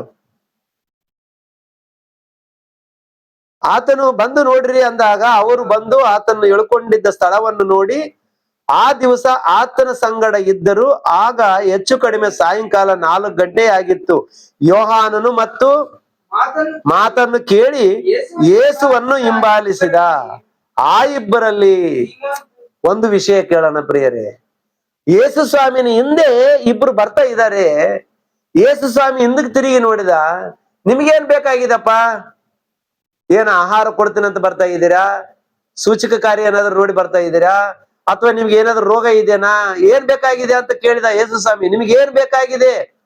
ನನ್ನಿಂದ ನೀವೇನ್ ಬಯಸ್ತಾ ಇದ್ದೀರಾ ಅಂತ ಕೇಳ್ತಾ ಇದ್ದಾನೆ. ಏನೂ ಇಲ್ಲ ಸ್ವಾಮಿ, ನಿನ್ನಿಂದ ನಾವೇನು ಬಯಸ್ತಾ ಇಲ್ಲ. ನೀವ್ ಎಲ್ಲಿದ್ದೀರಿ ಅಂತ ಕೇಳಕ್ ಬಂದೀವಿ. ನಿಮ್ ಸ್ಥಳ ಎಲ್ಲಿ? ನಿಮ್ ಮನೆ ಎಲ್ಲಿ ಕೇಳಕ್ ಬಂದೀವಿ. ಅಂದ್ರೆ ನನ್ ಮನೆ ಬೇಕಾ? ಬನ್ನಿ, ನನ್ನಿಂದ ಬರ್ರಿ ಅಂತೇಳಿ ಹಿಂದ ಕರ್ಕೊಂಡೋದ. ಅವತ್ತು ರಾತ್ರಿ ಎಲ್ಲ ಅಲ್ಲೇ ಕೂತ್ಕೊಂಡ್ರು. ರಾತ್ರಿ ಯೇಸು ಕ್ರಿಸ್ತನು ಬೋಧನೆ ಕೇಳಿದ್ರು. ಬೋಧನೆ ಕೇಳಿ ಆತನನ್ನು ನಂಬಿದರಂತ ಪ್ರಿಯರೇ. ನಂಬಿಕೆ ಯಾವಾಗ ಹುಟ್ಟುತ್ತದ ಮನುಷ್ಯನಲ್ಲಿ? ದೃಢವಾದ ನಂಬಿಕೆ ಎಲ್ಲಿ ಹುಟ್ಟುತ್ತದ ಅಂತಂದ್ರೆ ಆತನು ಹೇಳುವಂತ ಬೋಧನೆಯನ್ನು ಕೇಳಿ, ಆತನು ಮಾತಾಡಿರ್ತಕ್ಕಂಥ ಮಾತುಗಳನ್ನು ಕೇಳಿ ಆತನನ್ನು ನಂಬಿದರೆಂಬುದಾಗಿ ನಾವು ನೋಡ್ತಾ ಇದ್ದೀವಿ ನೋಡ್ರಿ ಪ್ರಿಯರೇ. ಆಗ ಹೆಚ್ಚು ಕಡಿಮೆ ಸಾಯಂಕಾಲ 4 ಗಂಟೆ ಆಗಿತ್ತು. ಯೋಹಾನು ಆತನ ಮಾತನ್ನು ಕೇಳಿ ಯೇಸುವನ್ನು ಹಿಂಬಾಲಿಸಿದ. ಆ ಇಬ್ಬರಲ್ಲಿ ಸೀಮೋನು ಪೇತ್ರನು ತಮ್ಮನಾದ ಆಂದ್ರೆಯನು ಒಬ್ಬನು. ಇವನು ಮೊದಲು ತನ್ನ ಅಣ್ಣನಾದ ಸೀಮೋನನನ್ನು ಕಂಡುಕೊಂಡು ಅವನಿಗೆ ಮೆಸ್ಸಿ ಸಿಕ್ಕಿದನು ಎಂದು ಹೇಳಿ ಅವನನ್ನು ಯೇಸುವಿನ ಬಳಿಗೆ ಕರ್ಕೊಂಡು ಬಂದನು. ಯೇಸು ಸ್ವಾಮಿನ ನಂಬಿದ ಯಾರು? ಮೊಟ್ಟ ಮೊದಲನೇದಾಗಿ ಆಂದ್ರೆಯನು ನಂಬಿದ. ಯಾರು ಇವನು? ಆಂದ್ರೆ ಯಾರು? ಪೇತ್ರನ ತಮ್ಮನು. ಪೇತ್ರ ಮೊದಲು ನಂಬಿಲ್ಲ ಏನ್ರಿ? ಆದಿ ಸಭೆಗೆ ಮೂಲ ಪ್ರಾರಂಭ ಶತಮಾನದಲ್ಲಿ ಸಭೆಗೆ ಮೂಲ ಪುರುಷನಾಗಿದ್ದಾಗ ಸ್ತಂಭವಾಗಿ ಯೇಸು ಕ್ರಿಸ್ತನ ಶಿಷ್ಯರಲ್ಲಿ ಹಿರಿಯನಾಗಿದ್ದರು ಕೂಡ, ಪೇತ್ರನಾಗಿದ್ರು ಕೂಡ ಯೇಸು ಕ್ರಿಸ್ತನ ವಾಕ್ಯವನ್ನು ಕೇಳಿ ಮೊಟ್ಟ ಮೊದಲೇ ನಂಬಿದವರು ಯಾರಂತಂದ್ರೆ ಪೇತ್ರನ ತಮ್ಮನಾಗಿರ್ತಕ್ಕಂಥ ಆಂದ್ರೆಯನು. ಆ ಮಾತು ಕೇಳಿ ನಂಬಿಕೆ ಹುಟ್ಟಿ ಹೋಗಿ ಅವ್ರ ಅಣ್ಣಗೆ ಹೇಳಿ, ಇಗೋ ನಾವು ಮೆಸ್ಸಿಯನನ್ನು ಕಂಡುಕೊಂಡಿದ್ದೇವೆ, ದಯಮಾಡಿ ನನ್ನಿಂದ ಬಾ, ಅಲ್ಲಿ ತೋರಿಸ್ತೀನಿ ಅಂತೇಳಿ ಕರ್ಕೊಂಬಂದ. ಅವಾಗ ಅಣ್ಣ ಕೂಡ ಯೇಸು ಸ್ವಾಮಿಯನ್ನು ಹಿಂಬಾಲಿಸಿದ ಎಂಬುದಾಗಿ ನಾವು ನೋಡ್ತಾ ಇದ್ದೀವಿ. ಕೆಲವೊಂದು ಬ್ಯಾಚ್ ಇದೆ. ಈ ಬ್ಯಾಚ್ ಅಂತದಂದ್ರೆ ಯೇಸು ಸ್ವಾಮಿಯನ್ನ ಹಿಂಬಾಲಿಸಬೇಕು. ಇತನು ಅದ್ಭುತಗಳು ಮಾಡ್ತಾನ, ಸೂಚಕಗಳು ಮಾಡ್ತಾನ, ಆಹಾರ ಹಂಚಿಕೊಡ್ತಾನ, ಇವ್ರು ಏನೇನೋ ಮಾಡ್ತಾ ಇದ್ದಾನೆ. ಇತನಲ್ಲಿ ಏನಿದೆ, ಎಂತ ಬೋಧನೆ ಇದೆ ಅಂತ ಬೋಧನೆ ಯಾರು ಕೇಳ್ತಾ ಇಲ್ಲ. ಇತನು ಬೋಧನೆ ಬೇಕಾಗಿದೆ ನಮಗಂತೇಳಿ ಪ್ರಾರಂಭ ಯೇಸು ಕ್ರಿಸ್ತನ ದೀಕ್ಷೆ ಸ್ನಾನ ತಗೊಂಡ ಮೇಲೆ ಪ್ರಾರಂಭದಲ್ಲಿ ಇವ್ರು ಏನ್ ಮಾಡಿದ್ರು ಅಂದ್ರೆ ಯೇಸು ಕ್ರಿಸ್ತನನ್ನು ಫಾಲೋ ಆದ್ರಂತ ಪ್ರಿಯರೇ. ಏನ್ ಮಾಡ್ತಾ ಇದ್ದಾನೆ ಅದನ್ನಂದ್ರೆ ಬೋಧನೆ ಮಾಡ್ತಾ ಇದ್ದಾನೆ. ಆ ಬೋಧನೆ ಎಂಥದ್ದು? ಪರಲೋಕದ ರಾಜ್ಯದ ಕುರಿತು ಬೋಧನೆ, ನರಕದ ಕುರಿತು ಬೋಧನೆ, ಈ ಸಮಾಜ ಹಾಳಾಗಿರುವುದನ್ನು ಯಾವ ರೀತಿ ಇದನ್ನು ಉದ್ಧಾರ ಮಾಡಬೇಕನ್ನಂತ ಬೋಧನೆ. ಯೇಸು ಸ್ವಾಮಿ ಬೋಧನೆಯನ್ನು ಕೇಳಿ ರಕ್ಷಣೆ ಮಾರ್ಗದಲ್ಲಿ ನಡೆಯತಕ್ಕಂಥ ಬ್ಯಾಚ್ ಇಲ್ಲಿ ಕಾಣ್ತಾ ಇದೆ. ಮತ್ತು ಯೋಹಾನನು ಮತ್ತು ಯಾರು? ಆಂದ್ರೆಯನು ಮತ್ತು ಪೇತ್ರನು ಮತ್ತು ಯಾಕೋಬನು, ಹೀಗೆ ಒಬ್ಬೊಬ್ಬರಾಗಿ 12 ಮಂದಿ ಶಿಷ್ಯರು ಆತನನ್ನು ಹಿಂಬಾಲಿಸಿರುವುದನ್ನು ನಾವು ನೋಡ್ತಾ ಇದ್ದೀವಿ ಪ್ರೀತಿಯುಳ್ಳಂತ ದೇವರ ಮಕ್ಕಳೇ. ಮತ್ತೆ ಸುವಾರ್ತೆ 4ನೇ ಅಧ್ಯಾಯ 19ನೇ ವಚನವನ್ನು ನೋಡ್ಕೊಳ್ಳೋಣ ಪ್ರಿಯರೇ. 4ನೇ ಅಧ್ಯಾಯ 19ನೇ ವಚನವನ್ನು, ನನ್ನ ಹಿಂದೆ ಬನ್ನಿರಿ, ಮನುಷ್ಯರನ್ನು ಹಿಡಿಯುವ ಬೆಸ್ತರನ್ನಾಗಿ ನಿಮ್ಮನ್ನು ಮಾಡುವೆನು. ಅವರಿಗೆ ಆತನು ನನ್ನ ಹಿಂದೆ ಬನ್ನಿರಿ, ಮನುಷ್ಯರನ್ನು ಹಿಡಿಯುವ ಬೆಸ್ತರನ್ನಾಗಿ ನಿಮ್ಮನ್ನು ಮಾಡುವೆನು ಎಂದು ಹೇಳುತ್ತಲೇ ಅವರು ತಮ್ಮ ಬಲೆಗಳನ್ನು ಬಿಟ್ಟು ಆತನ ಹಿಂದೆ ಹೋದರು. ಯೇಸು ಅಲ್ಲಿಂದ ಹೋಗಿ ಇನ್ನೂ ಇಬ್ಬರು ಅಣ್ಣ ತಮ್ಮಂದಿರನ್ನು, ಅಂದರೆ ಜೆಬೆದಾಯ ಮಗನಾದ ಯಾಕೋಬನನ್ನು ಅವನ ತಮ್ಮನಾದ ಯೋಹಾನನನ್ನು ಕಂಡುಕೊಂಡು, ಇವರು ತಮ್ಮ ತಂದೆಯ ದೋಣಿಯಲ್ಲಿ ತಮ್ಮ ಬಲೆಗಳನ್ನು ಸರಿ ಮಾಡುತ್ತಿದ್ದರು. ಆತನು ಇವರನ್ನು ಕರೆದನು. ಕೂಡಲೇ ಅವರು ದೋಣಿಯನ್ನು ತಮ್ಮ ತಂದೆಯನ್ನು ಬಿಟ್ಟು ಆತನ ಹಿಂಬಾಲಿಸಿದರು. ಹೀಗೆ ಒಬ್ಬೊಬ್ಬರಾಗಿ 12 ಮಂದಿ ಶಿಷ್ಯರು ನಿಜವಾದಂತ ಲೋಕರಕ್ಷಕನು ಈತನೇ ಅಂತ ತಿಳಿದುಕೊಂಡು ಆ ಬೋಧನೆಯನ್ನು ಅಂಗೀಕರಿಸಿಕೊಂಡು ಆತನನ್ನು ಹಿಂಬಾಲಿಸುವುದಕ್ಕೆ ಪ್ರಾರಂಭ ಮಾಡಿದರು. ಪ್ರಿಯರೇ, ಎಷ್ಟೋ ಬ್ಯಾಚ್ಗಳಿದಾವೆ, ನಾವು ನೋಡಿದೀವಿ. ಈ ಬ್ಯಾಚ್ಗಳೆಲ್ಲ ಕೂಡ ಯಾವುದಕ್ಕೋಸ್ಕರ ಯೇಸು ಕ್ರಿಸ್ತನ ಬಳಿಗೆ ಬರ್ತಾ ಇದ್ದಾರೆ ಅಂತಕ್ಕಂಥದ್ದು ನೋಡಿದೀವಿ. ಆದ್ರೆ ಈ 12 ಮಂದಿ ಬ್ಯಾಚ್ ಏನಿದೆ ನೋಡು, ಯೇಸು ಕ್ರಿಸ್ತನು ಲೋಕರಕ್ಷಕನು, ಈತನನ್ನು ನಾವು ನಂಬಲೇಬೇಕು. ಈತನು ನಿತ್ಯ ಜೀವ ಕೊಡುವ ಆತನಾಗಿದ್ದಾನೆ. ಈತನಲ್ಲಿ ಸತ್ಯ ಇದೆ, ಈತನಲ್ಲಿ ಪರಲೋಕಕ್ಕೆ ಸೇರಿಸುವಂತ ಬಲ ಈತನಲ್ಲಿದೆ. ಈತನ ಕೇವಲ ಶರೀರ ಸಂಬಂಧವಾದವುಗಳು ಮಾತ್ರವಲ್ಲದೆ ಪರಲೋಕವನ್ನು ಕೊಡುವಾತನಾಗಿದ್ದಾನೆ ಈತನೇ ಅಂತೇಳಿ ತಿಳಿದುಕೊಂಡು ಆತನನ್ನು ಹಿಂಬಾಲಿಸಿರ್ತಕ್ಕಂಥವರನ್ನು ನಾವು ಗಮನಿಸ್ತಾ ಇದ್ದೀವಿ. ಪ್ರೀತಿಯುಳ್ಳಂತ ದೇವರ ಮಕ್ಕಳೇ, ಆಲೋಚನೆ ಮಾಡ್ರಿ ಪ್ರಿಯರೇ, ಎಂತ ಅದ್ಭುತವಾದಂತ ಬೋಧನೆ ಕೇಳಿರ್ಬೋದು ಇವರು. ತಮ್ಮ ಬಲೆಗಳನ್ನು ಬಿಟ್ಟು, ತಮ್ಮ ತಂದೆಯನ್ನು ಬಿಟ್ಟು, 8 ಮಕ್ಕಳನ್ನು ಬಿಟ್ಟು, ಸಂಸಾರವನ್ನು ಬಿಟ್ಟು ಯೇಸು ಕ್ರಿಸ್ತನನ್ನು ಹಿಂಬಾಲಕರಾಗಿ ಹೋಗ್ತಾ ಇದ್ದಾರೆ. ಅಂದ್ರೆ ಇವರಿಗೆ ಎಷ್ಟು ಸತ್ಯ ಅರ್ಥ ಆಗಿದೆ ಅಂತಕ್ಕಂಥದ್ದನ್ನು ನಾವು ಆಲೋಚನೆ ಮಾಡಬೇಕಾಗಿದೆ. ಸತ್ಯ ಅರ್ಥ ಆಗಬೇಕಾಗಿದೆ, ನಮಗೆ ಸತ್ಯ ಅರ್ಥ ಆಗಬೇಕಾಗಿದೆ. ವಾಕ್ಯ ಅರ್ಥ ಆದ್ರೆ ಯೇಸು ಕ್ರಿಸ್ತನನ್ನು ಬಿಟ್ಟು ಹೋಗುವುದಿಲ್ಲ. ವಾಕ್ಯ ಅರ್ಥ ಆಗಲಾರದೆ ವ್ಯರ್ಥವಾಗಿ ಯೇಸು ಕ್ರಿಸ್ತನನ್ನು ನಂಬಿಕೊಂಡಿರ್ತಕ್ಕಂಥ ಜನಾಂಗದವರು ಬಹಳಷ್ಟು ಜನರಿದ್ದಾರೆ ಇವತ್ತಿಗೂ ಸಮಾಜದಲ್ಲಿ. ಅವತ್ತು ಮಾತ್ರವಲ್ಲದೆ ಇವತ್ತು ಕೂಡ ಬಹಳಷ್ಟು ಜನ ಇದ್ದಾರೆ. ಆತನ ಕೇವಲ ಆಶೀರ್ವಾದಕ್ಕೋಸ್ಕರ ಬಳಸಿಕೊಳ್ತಾರೆ, ರೋಗಗಳಿಗೋಸ್ಕರ ಬಳಸಿಕೊಳ್ತಾರೆ, ಆತನಿಂದ ಬೆನಿಫಿಟ್ ತಗೊಳ್ಳುವುದಕ್ಕೋಸ್ಕರ ಬಳಸಿಕೊಳ್ತಾರೆ. ಆತನಿಂದ ಲಾಭ ಬಂತು ಅಂದ್ರೆ ಯೇಸು ಕ್ರಿಸ್ತನ ಬಿಟ್ಬಿಡ್ತಾರೆ. ಕೇವಲ ನಾಮಕಾರ್ಥವಾಗಿ ನಂಬಿಕೊಂಡಂತ ಕ್ರೈಸ್ತರಾಗಿ ಇವತ್ತು ಸಮಾಜದಲ್ಲಿ ಕಾಣುವಂತದ್ದನ್ನು ನಾವು ನೋಡ್ತಾ ಇದ್ದೀವಿ. ಪ್ರೀತಿಯುಳ್ಳಂತ ದೇವರ ಮಕ್ಕಳೇ, ಆಲೋಚನೆ ಮಾಡ್ರಿ ಪ್ರಿಯರೇ, ನಾವು ಆ ತರ ಇರಬಾರದು ಎಂಬುದಾಗಿ ವಾಕ್ಯ ನಮಗೆ ಉಪದೇಶ ಮಾಡ್ತಾ ಇದೆ. ಪ್ರಿಯರೇ, ವಾಕ್ಯ ನಮಗೆ ಉಪದೇಶ ಮಾಡ್ತಾ ಇದೆ.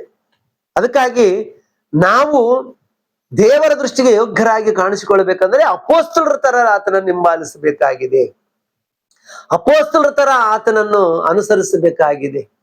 ಎಷ್ಟೋ ಬ್ಯಾಚ್ಗಳು ಆತನ ಬಳಿಗೆ ಬಂದು, ಇನ್ನೂ ತೋರಿಸ್ತೀನಿ ಪ್ರಿಯರೇ, ಇನ್ನೂ ಬ್ಯಾಚ್ಗಳು ಜಗ್ಗಿದಾವ ಪ್ರಿಯರೇ. ಬೇಗ ಮುಗಿಸುವುದಕ್ಕೆ ನಾನು ಪ್ರಯತ್ನ ಮಾಡ್ತೀನಿ.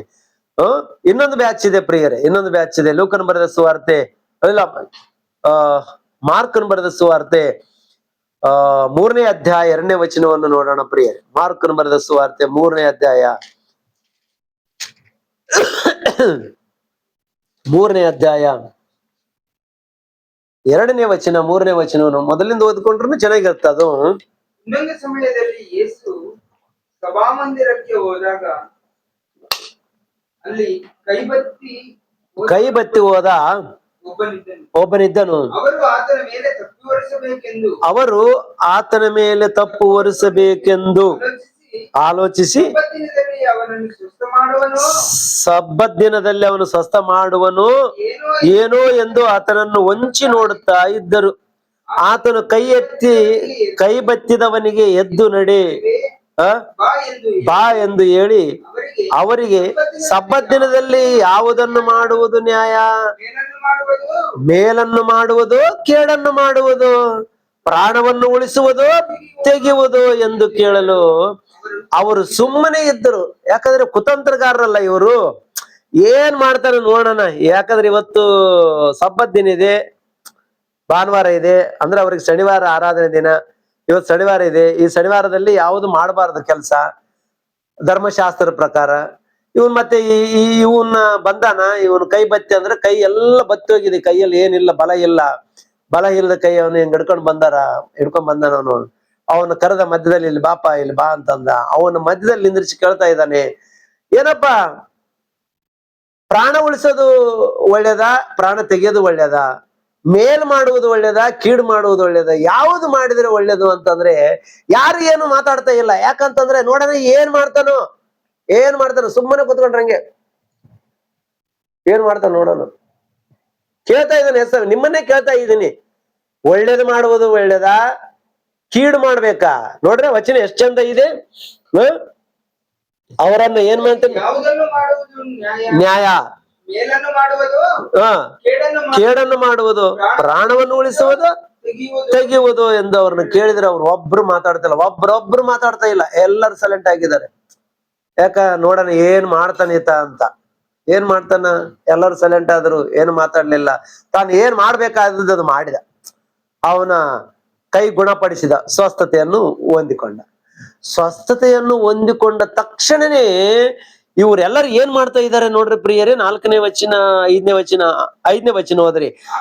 ಆಗ ಆತನ ಅವರ ಮನಸ್ಸು ಕಲ್ಲಾಗಿರುವುದನ್ನು ಕಂಡು ದುಃಖಪಟ್ಟು ಕೋಪದಿಂದ ಸುತ್ತಲೂ ಅವರನ್ನು ನೋಡಿ ಆ ಮನುಷ್ಯನಿಗೆ ನೀನು ಕೈ ಚಾಚು ಎಂದು ಹೇಳಿದನು. ಅವನು ಕೈ ಚಾಚಿದನು, ಕೈ ವಾಸಿ ಆಯ್ತು. ಫರಿಸಾಯರು ಹೊರಕ್ಕೆ ಹೋಗಿ ಕೂಡಲೇ ಹೆರೋದ್ಯರನ್ನು ಕೂಡಿಕೊಂಡು ಇವನನ್ನು ಯಾವ ಉಪಾಯದಿಂದ ಕೊಲ್ಲೋಣ, ಆಲೋಚನೆ ಮಾಡಿಕೊಂಡರು. ಇವನ್ನ ಯಾವ ಪ್ಲಾನ್ ಹಾಕಿ ಕೊಲ್ಲೋಣ? ಯಾರನ್ನ? ಯೇಸು ಸ್ವಾಮಿನ. ಯಾಕೆ? ಏನ್ ಮಾಡಿದ? ಹೊಟ್ಟೆ ಕಿಚ್ಚು ಬಂತಿವರಿಗೆ. ಆತನು ಸ್ವಸ್ಥತೆಯನ್ನು ಮಾಡ್ತಾನ, ಅದ್ಭುತಗಳನ್ನು ಮಾಡ್ತಾ ಇದ್ದಾನೆ, ಬೋಧನೆ ಮಾಡಿ ಅನೇಕ ಆತ್ಮಗಳನ್ನು ರಕ್ಷಣೆ ಮಾಡ್ತಾ ಇದ್ದಾನೆ. ಇವ್ರೇನಂದ್ರೆ ಭಾನುವಾರ ದಿನ ಚರ್ಚ್ ತಕೊಂಡು ಚರ್ಚಿನಲ್ಲಿ 4 ಮಾತು ಧರ್ಮಶಾಸ್ತ್ರದಲ್ಲಿ ಇರ್ತಕ್ಕಂಥ 4 ಮಾತು ಉಪದೇಶಗಳನ್ನು ಮಾಡಿ ಅವರಿಂದ ಬರ್ತಕ್ಕಂಥ ಕಾಣಿಕೆಯನ್ನು ದೋಚಿಕೊಂಡು ಹೊಟ್ಟೆ ತುಂಬಿಸ್ಕೊಂಡು ತಮ್ಮ ಸುಖಭೋಗಗಳನ್ನು ಅನುಭವಿಸುವವರಾಗಿದ್ರು. ಯಾರು? ಪರಿಸಯರು, ಶಾಸ್ತ್ರಿಗಳು. ಇವ್ರ ಕೆಲಸ ಅದೇ ಅಲ್ಲ. ಬೋಧನೆ ಮಾಡೋದಿಲ್ಲ, ಆತ್ಮಗಳು ರಕ್ಷಣೆ ಮಾಡೋದಿಲ್ಲ, ಏನೂ ಇಲ್ಲ. ಈಗ ಯೇಸು ಸ್ವಾಮಿ ಅವರ ರೋಗಗಳನ್ನು ತೆಗೆದಾಕ್ತಾ ಇದ್ದಾನೆ, ಅವರ ಆತ್ಮಗಳನ್ನು ರಕ್ಷಣೆ ಮಾಡ್ತಾ ಇದ್ದಾನೆ, ಅವರಿಗೆ ಬುದ್ಧಿ ಜ್ಞಾನ ಬೆಳೆಸ್ತಾ ಇದ್ದಾನೆ ಯೇಸು ಸ್ವಾಮಿ. ಯಾವಾಗಾದ್ರೂ ಯೇಸು ಸ್ವಾಮಿ ಬೋಧನೆಯನ್ನು ಕೇಳಿ ಅನೇಕರು ಆತನನ್ನು ಹಿಂಬಾಲಿಸುವುದಕ್ಕೆ ಪ್ರಾರಂಭ ಮಾಡಿದರು, ಇವರಿಗೆ ಹೊಟ್ಟೆ ಕಿಚ್ಚು ಅಂತಕ್ಕಂಥದ್ದು ಪ್ರಾರಂಭ ಆಯಿತು. ಕೆಚ್ಚಿ ಅಂತದಂತ ಇವನ್ ಯಾವ ಉಪಾಯ ಮಾಡಿ ಕೊಲ್ಲೋದಕ್ಕೆ, ಗದರಿಸೋದಕ್ಕಲ್ಲಂತೆ, ವಾರ್ನಿಂಗ್ ಕೊಡುವುದಕ್ಕಲ್ಲಂತೆ, ಎಚ್ಚರಿಸುವುದಕ್ಕಲ್ಲಂತೆ, ಏಕವಾಗಿ ಕೊಲೆ ಮಾಡೋಣ ಎಂತ ಪ್ಲಾನ್ ಮಾಡ್ಕೊಂಡಿದ್ದಾರೆ ಪ್ರಿಯರು ಇವರೆಲ್ಲರೂ. ಯಾಕೆ ನಿನಗೆ ಹೊಟ್ಟೆ ಕಿಚ್ಚು? ನಿಮಗೆ ಅದ್ಭುತಗಳು ಮಾಡಕ್ಕೆ ನಿಮ್ ಕೈಲಿ ಆಗಲ್ಲ, ಸೂಚಕಕಾರಗಳು ಮಾಡಕ್ಕೂ ಆಗಲ್ಲ, ವಾಕ್ಯ ಹೇಳಿ ಆತ್ಮಗಳನ್ನು ಸಂಪಾದನೆ ಮಾಡೋದಕ್ಕೂ ಆಗಲ್ಲ. ಅವ್ರ ಕಾಣಿಕೆ ಮೇಲೆ ನಿನ್ನ ಬದುಕು ನಡೀತಾ ಇದೆ. ಅವ್ರ ಕಾಣಿಕೆಗಳು ಕೊಡ್ತಾರ ಎಲ್ಲಿ? ಇವನಿಂದ ಹೋದ್ರೆ ನಮಗೆ ಕಾಣಿಕೆಗಳು ಮಿಸ್ ಆಗ್ತದ, ಇವನಿಂದ ಹೋದ್ರೆ ನಮಗೆಲ್ಲ ಪ್ರಾಬ್ಲಮ್ ಆಗುತ್ತಾ? ಇವರಿಗೆ ಭಯ ಅಂತಕ್ಕಂಥದ್ದು ಉಟ್ಕೊಂಡ್ಬಿಡ್ತು ಪ್ರಿಯರೇ. ಭಯ ಅಂತ ಉಟ್ಕೊಂಡು ಇವನ್ನ ಇಲ್ದಂಗೆ ಮಾಡೋಣ ಅಂತೇಳಿ ಯೇಸು ಕ್ರಿಸ್ತನನ್ನು ಕೊಲ್ಲುವುದಕ್ಕೆ ಪ್ಲಾನ್ ಆಗ್ತಾ ಇದ್ದಾರೆ ಪ್ರಿಯರೇ.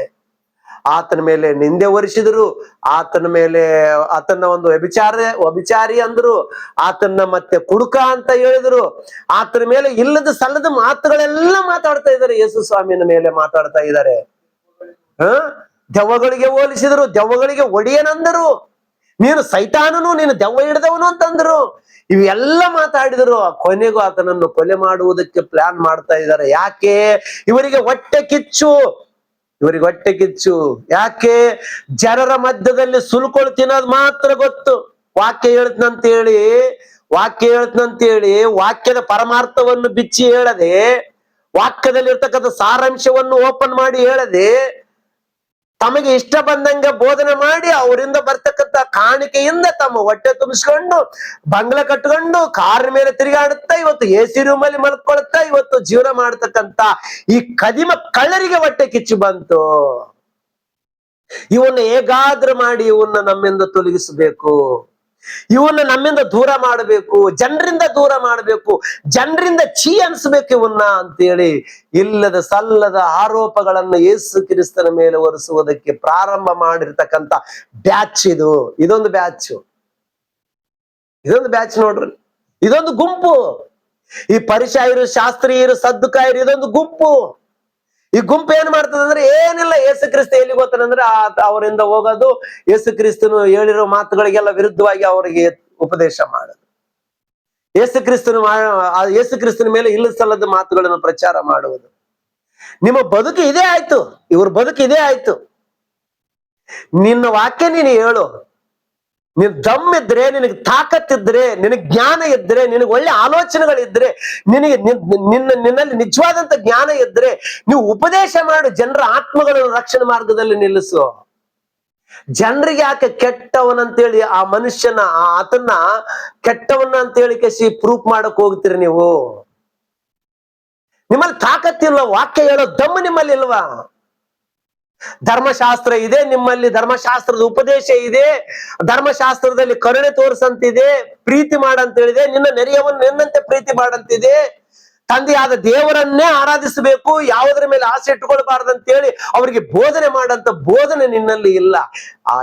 ನಿಜ ಬೋಧನೆ ಹೇಳಿದ್ರೆ ನಾನು ಹೊಟ್ಟೆ ತುಂಬಲ್ಲ ಅಂತೇಳಿ ಅವರಿಗೆ ಇಲ್ಲದ ಸಲ್ಲದ ಬೋಧನೆಗಳು ಹೇಳಿ ಅವರಿಂದ ಬರ್ತಕ್ಕಂಥ ಆದಾಯವನ್ನು ಜೋಬು ತುಂಬಿಸ್ಕೊಳ್ಳುವುದಕ್ಕೆ ಆಲೋಚನೆ ಮಾಡುವಂತ ನಿಮ್ಮಂತ ಮೂರ್ಖರಿರುವುದರಿಂದ ಅವತ್ತಿನಿಂದ ಇವತ್ತಿನವರೆಗೂ ಸಮಾಜ ಹಾಳಾಗ್ತಾ ಇದೆ.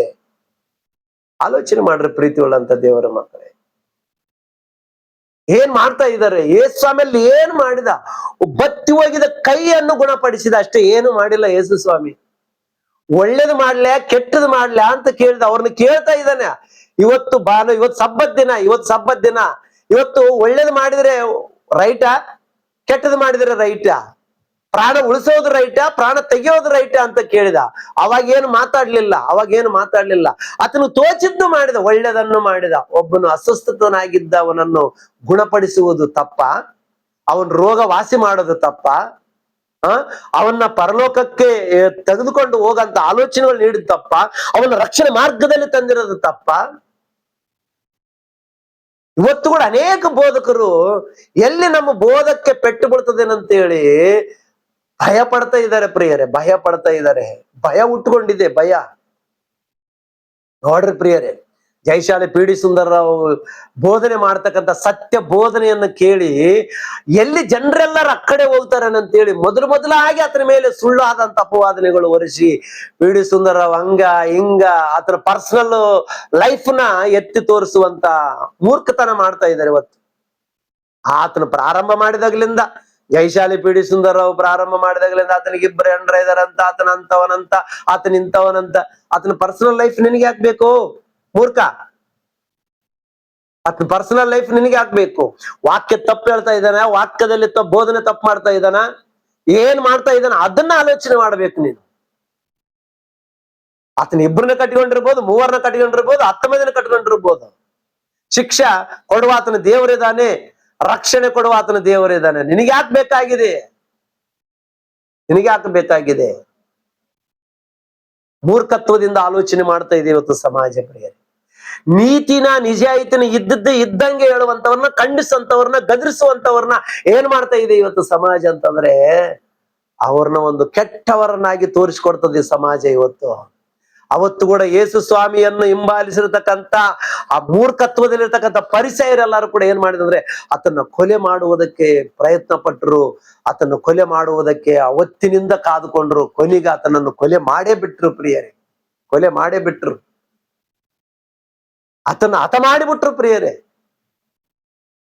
ಇಂಥ ಬ್ಯಾಚ್ ಯೇಸು ಕ್ರಿಸ್ತನ್. ಮತ್ತೆ ಯೇಸು ಕ್ರಿಸ್ತನ್ ಎಲ್ಲಿರ್ತಾನೆ ಅಲ್ಲಿ ಪರಿಸಯರು ಇರ್ತಾರ, ಶಾಸ್ತ್ರಿಗಳಿರ್ತಾರ, ಸದ್ದುಕಾಯರು ಇರ್ತಾರ, ಇವರೆಲ್ಲರೂ ಮತ್ತೆ ಅಲ್ಲೇ ಇರ್ತಾರೆ. ಯೇಸು ಕ್ರಿಸ್ತನ ಎಲ್ಲಿ ಬೋಧನೆ ಮಾಡ್ತಾನೆ ಅಂದ್ರೆ ಅಲ್ಲಿ ಇರ್ತಾರೆ. ಯಾಕಪ್ಪ ಆತನಿಂದ ತಿರುಗ್ತಾರೆ ಅಂದ್ರೆ ಆತನ ತಪ್ಪಿಡಿಯುವುದಕ್ಕೋಸ್ಕರ. ಆತನ ಯಾವುದರಲ್ಲಿ ತಪ್ಪು ಸಿಗುತ್ತಾನ? ಮಾತಿನಲ್ಲಿ ಸಿಗುತ್ತಾನ, ಆತನ ಕ್ರಿಯೆಗಳಲ್ಲಿ ಏನಾದ್ರು ಸಿಗುತ್ತಾನ, ಆತನ ನೋಟದಲ್ಲಿ ಏನಾದ್ರು ಸಿಗುತ್ತಾನ, ಆತನ ನಡೆ ನುಡಿಯಲ್ಲಿ ಏನಾದ್ರು ತಪ್ಪು ಸಿಗುತ್ತಾನೇನಂತೇಳಿ ಆತನ್ನೇ ಫಾಲೋ ಮಾಡಿಕೊಂಡು ಹೋಗ್ತಕ್ಕಂಥವ್ರನ್ನ ನೋಡ್ತಾ ಇದ್ದೀವಿ ಪ್ರಿಯರೇ ಈ ಬೈಬಲ್ ನಲ್ಲಿ. ಇವರೇ ಅಂತ ಮೂರ್ಖತ್ವದಲ್ಲಿ ಇರ್ತಕ್ಕಂಥವ್ರು ನೋಡ್ರಿ ಪ್ರಿಯರೇ. ತಮ್ಮ ಬದುಕು ಬಿಟ್ಟು, ಬಾಳೆ ಬಿಟ್ಟು, ಎಲ್ಲಾ ಬಿಟ್ಟು, ಹೆಂಡ್ರ ಬಿಟ್ಟು, ಮಕ್ಕಳು ಬಿಟ್ಟು ಯೇಸುವಿನಿಂದ ತಿರುಗ್ತಾರ ಅಂದ್ರೆ ನಂಬೋದಕ್ಕಲ್ಲ, ಆತನ ಲೋಕರಕ್ಷಕನಂತೇಳಿ ನಂಬೋದಕ್ಕಲ್ಲ, ಆತನಿಂದ ಬಂದಿರೋದು. ಆತನಿಂದ ಯಾಕೆ ಬರ್ತಾರಂದ್ರೆ ಆತನಲ್ಲಿ ತಪ್ಪು ಕಂಡಿಡುವುದಕ್ಕೆ ತಿರುಗ್ತಾ ಇದಾರಂತೆ. ಯಾವುದರಲ್ಲಿ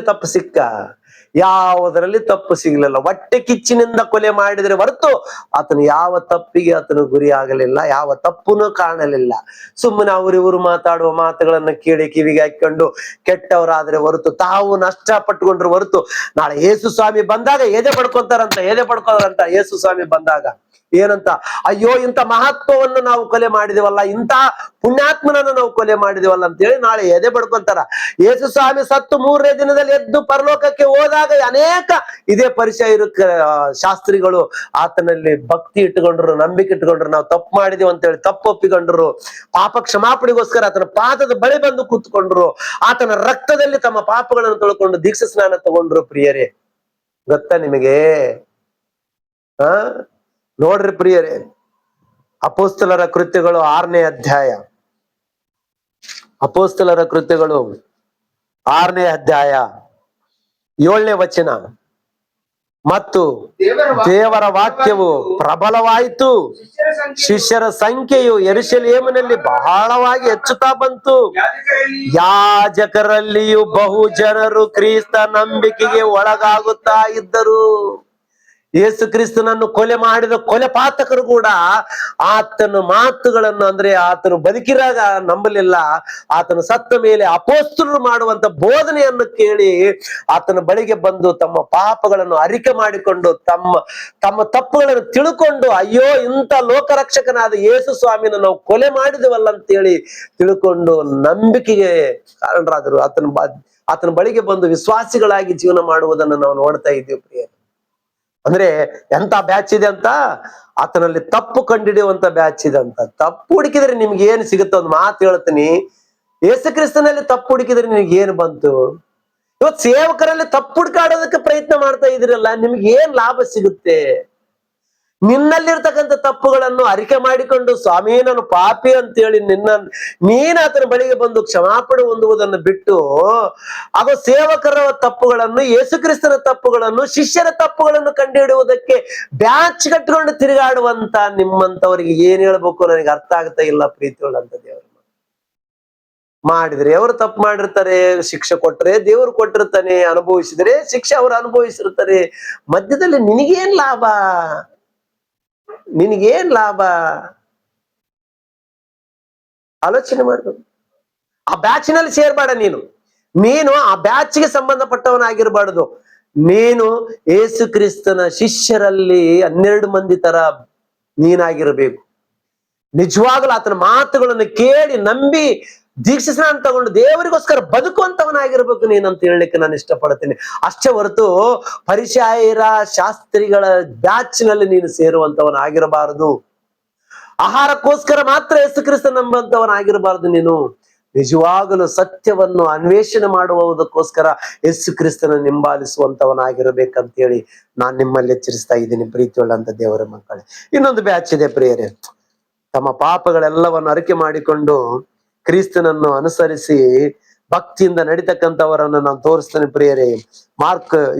ಲೂಕನ ಬರೆದ ಸುವಾರ್ತೆ 8ನೇ ಅಧ್ಯಾಯ ಪ್ರಾರಂಭ ವಚನದಿಂದ 3-4 ವಚನಗಳವರೆಗೆ ಓದಿಕೊಳ್ಳೋಣ ಪ್ರಿಯರೇ. 3 ವಚನ ಓದೋಣ. ತರುವಾಯ ಆತನು ದೇವರ ರಾಜ್ಯದ ಸುವಾರ್ತೆಯನ್ನು ಸಾರುತ್ತಾ ಊರೂರುಗಳಲ್ಲಿಯೂ ಗ್ರಾಮಗಳಲ್ಲಿ ಸಂಚರಿಸಿದನು. ಆತನ ಸಂಗಡ 12 ಮಂದಿ ಶಿಷ್ಯರು ಇದ್ದರು. ದೆವ್ವಗಳ ಕಾಟದಿಂದಲೂ ರೋಗಗಳಿಂದಲೂ ಗುಣ ಹೊಂದಿದ ಕೆಲವು ಹೆಂಗಸರು ಸಹ ಇದ್ದರು. ಈ ಹೆಂಗಸರು ಯಾರ್ಯಾರಂದ್ರೆ 7 ದೆವ್ವಗಳು ಬಿಟ್ಟು ಹೋಗಿದ್ದ ಮಗ್ದಲಾದ ಮರಿಯಳು, ಹೆರೋದನ ಮನೆವಾರ್ತೆಯವನಾದ ಕೂಜನ ಹೆಂಡತಿ ಯೋಹನ್ನಳು, ಸುಸನ್ನಳು, ಇನ್ನು ಬೇರೆ ಅನೇಕರು. ಇವರು ತಮ್ಮ ಆಸ್ತಿಯಿಂದ ಆತನಿಗೆ ಕೊಟ್ಟು ಉಪಚಾರ ಮಾಡುತ್ತಾ ಬಂದರಂತ. ಇದೊಂದು ಬ್ಯಾಚ್ ಇದೆ, ಯೇಸು ಕ್ರಿಸ್ತನಿಂದ ತಿರುಗುವಂತ ಬ್ಯಾಚ್. ಪ್ರೀತಿಯಿಂದ ಯೇಸು ಕ್ರಿಸ್ತನ ಸೇವೆ ಮಾಡುವುದಕ್ಕಾಗಿ ಇಷ್ಟಪಟ್ಟು ಬಂದಿರತಕ್ಕಂಥ ಬ್ಯಾಚ್, ಸ್ತ್ರೀಯರ್ ಬ್ಯಾಚ್, ಇದು ಲೇಡೀಸ್ ಬ್ಯಾಚ್. ಯಾರ್ಯಾರಂತೆ ಅಲ್ಲಿ ಹೆಸರುಗಳು ಬರ್ದಿದೆ ಪ್ರಿಯರೇ. ಬಹಳಷ್ಟು ಜನ ಯೇಸು ಕ್ರಿಸ್ತನ ಹಿಂಬಾಲಿಸಿದರು. ಯಾವುದಕ್ಕೋಸ್ಕರ ಅಂದ್ರೆ ಆತನಿಂದ ರೋಗಗಳನ್ನು ತೆಗೆದುಹಾಕೊಂಡಿದ್ದಾರೆ, ಆತನಿಂದ ದೆವ್ವಗಳನ್ನು ಬಿಡಿಸಿಕೊಂಡಿದ್ದಾರೆ, ಆತನಿಂದ ಪಾಪಗಳನ್ನು ತೊಲಗಿಸಿಕೊಂಡಿದ್ದಾರೆ, ಆತನೇ ನಿಜವಾದ ಲೋಕ ರಕ್ಷಣೆ ತಿಳ್ಕೊಂಡಿದ್ದಾರೆ, ಆತನ ಬೋಧನೆಯನ್ನು ಕೇಳಿ ನಂಬಿದ್ದಾರೆ. ನಂಬಿದಂತ ಅವರು ಏನ್ ಮಾಡ್ತಾ ಇದ್ದಾರೆ ಅಂತಂದ್ರೆ ಯೇಸು ಕ್ರಿಸ್ತನಿಂದ ತಿರುಗಾಡ್ತಾ ಇದ್ದಾರೆ. ಏನಂದ್ರೆ ಬರೇ ಕೈಗಟ್ಟುಕೊಂಡು ಅಳ್ಳಾಡ್ಸ್ಕೊಂತ ಬಂದಿಲ್ಲ ಅವರು ಅಲ್ಲಿ ನೋಡ್ರಿ ಪ್ರಿಯರೇ, ತಮ್ಮ ಆಸ್ತಿಯಿಂದ ಆತನಿಗೆ ಕೊಟ್ಟು ಉಪಚಾರ ಮಾಡ್ತಾರೆ.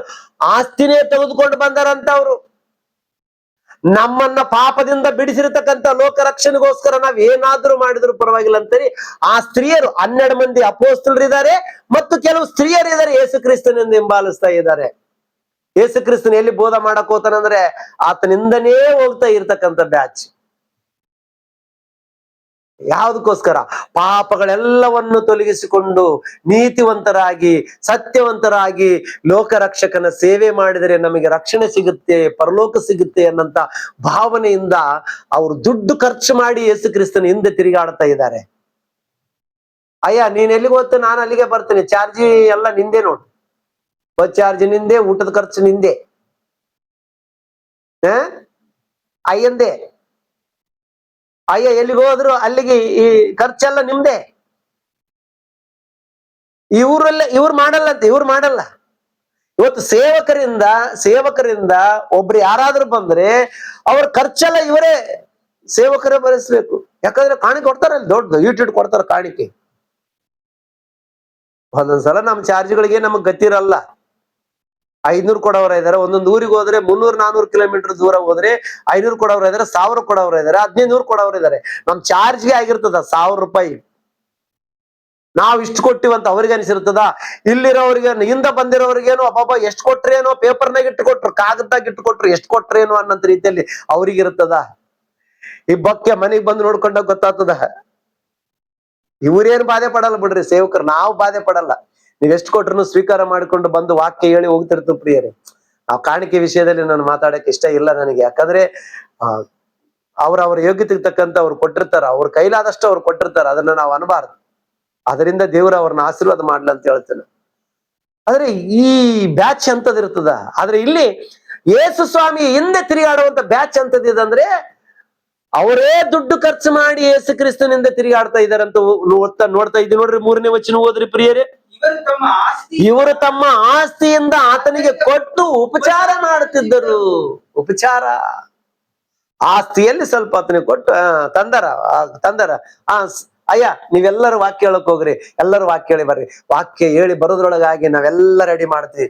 ಮತ್ತೆ ದುಡ್ಡು ಏನ್ ಚಿಂತೆ ಮಾಡ್ಬೇಡ್ರಯ್ಯ, ನೀವು ನಾವಿದ್ದೀವಿ, ನೀವೇನ್ ಚಿಂತೆ ಮಾಡ್ಬೇಡ್ರ ಅಂತ ಹೇಳಿ ತಾವು ತಂದಿರತಕ್ಕಂಥದ್ರಲ್ಲಿ ಅವರೆಲ್ಲ ಅಡಿಗೆ ಬೇಕಾಗಿರ್ತಕ್ಕಂಥ ಎಲ್ಲ ವ್ಯವಸ್ಥೆಯನ್ನು ಮಾಡಿ ಅವರಿಂದ ಸೇವೆಗೆ ತಿರುಗಾಡಿರ್ತಕ್ಕಂಥ ಭಕ್ತಾದಿಗಳನ್ನು ಸಹ ನಾವು ನೋಡ್ತಾ ಇದ್ದೀವಿ. ಪ್ರೀತಿ ಉಳ್ಳಂತ ದೇವರ ಮಕ್ಕಳೇ, ಆಲೋಚನೆ ಮಾಡ್ರಿ ಪ್ರಿಯರೇ, ಎಂತ ಬ್ಯಾಚ್ ಬೇಕಾಗಿದೆ ದೇವರಿಗೆ, ಇಂಥ ಬ್ಯಾಚ್ ಬೇಕಾಗಿದೆ. ಇನ್ನೊಂದು ಬ್ಯಾಚ್ ತೋರಿಸಿ ನಾನು ಮುಗಿಸ್ತೇನೆ ಪ್ರಿಯರೇ, ಇನ್ನೊಂದು ಬ್ಯಾಚ್ ತೋರಿಸಿ ಮುಗಿಸ್ತೇನೆ. ಇಂಥವ್ರು ಬೇಕಾಗಿದ್ದಾರೆ. ಯಾಕಂದ್ರೆ ಖರ್ಚು ಮಾಡಿ ದೇವರ ಸೇವೆಗೋಸ್ಕರ ಹೋಗುವಂತವ್ರು ಬೇಕಾಗಿದ್ದಾರೆ. ನಮ್ಮಿಂದ ಬರ್ರಿ ಅಂತ ಹೇಳಿದೆ. ನಿಮ್ಮಲ್ಲಿ ದುಡ್ಡಿದೆಯಾ ನಮ್ಮಿಂದ ಬರ್ರಿ ಅಂತ ನಾನು ಹೇಳ್ತಾ ಇಲ್ಲ. ಒಂದ್ ವೇಳೆ ದುಡ್ಡಿದ್ರೆ, ನಿಮ್ಗೆ ವಾಕ್ಯ ಹೇಳಂತ ಟ್ಯಾಲೆಂಟ್ ನಿಮಗಿದ್ರೆ ಹೋಗ್ರಿ ಸುವಾರ್ತೆಗೆ. ನಿಮ್ ದುಡ್ಡು ನೀವು ಖರ್ಚು ಮಾಡಿಕೊಂಡು ಸುವಾರ್ತೆಗೆ ಹೋಗ್ರಿ, ನಮಗ್ ಕೊಡ್ರಿ ಅಂತ ನಾನು ಕೇಳ್ತಾ ಇಲ್ಲ. ನಿಮಗೆ ವಾಕ್ಯ ಹೇಳಕ್ ಬರಲ್ಲ ಅಂತಂದ್ರೆ, ನಿಮ್ಮಲ್ಲಿ ದುಡ್ಡಿದೆ ಅಂತಂದ್ರೆ, ದೇವರ ಸೇವೆ ಮಾಡ್ಬೇಕಂತ ಆಶೆ ಇತ್ತಂದ್ರೆ ನಮ್ಮಂತವ್ರ ಹಿಂದೆ ಬಂದು ನಮ್ಮನ್ನು ಕರ್ಕೊಂಡೋಗಿ ಸುವಾರ್ತೆ ಮಾಡಿಸ್ರಿ, ಸೇವೆ ಮಾಡಿಸ್ರಿ, ಆತ್ಮಗಳನ್ನು ರಕ್ಷಣೆ ಮಾರ್ಗದಲ್ಲಿ ನಡೆಸುವುದಕ್ಕೆ ಪ್ರಯತ್ನ ಮಾಡ್ರಿ.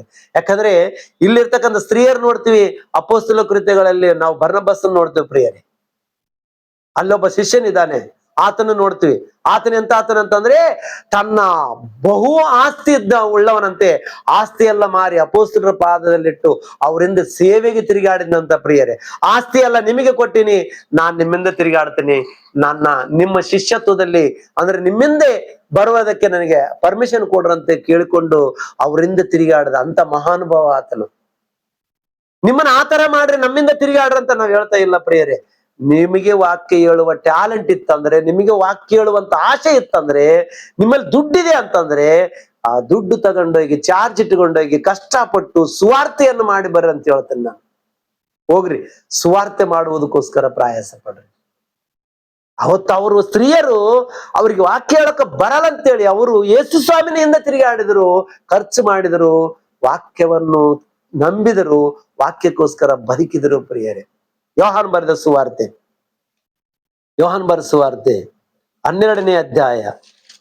ಇನ್ನು ಕೆಲವರು ಇರ್ತಾರ ಪ್ರಿಯರೇ, ಕೆಲವರು ಇರ್ತಾರ.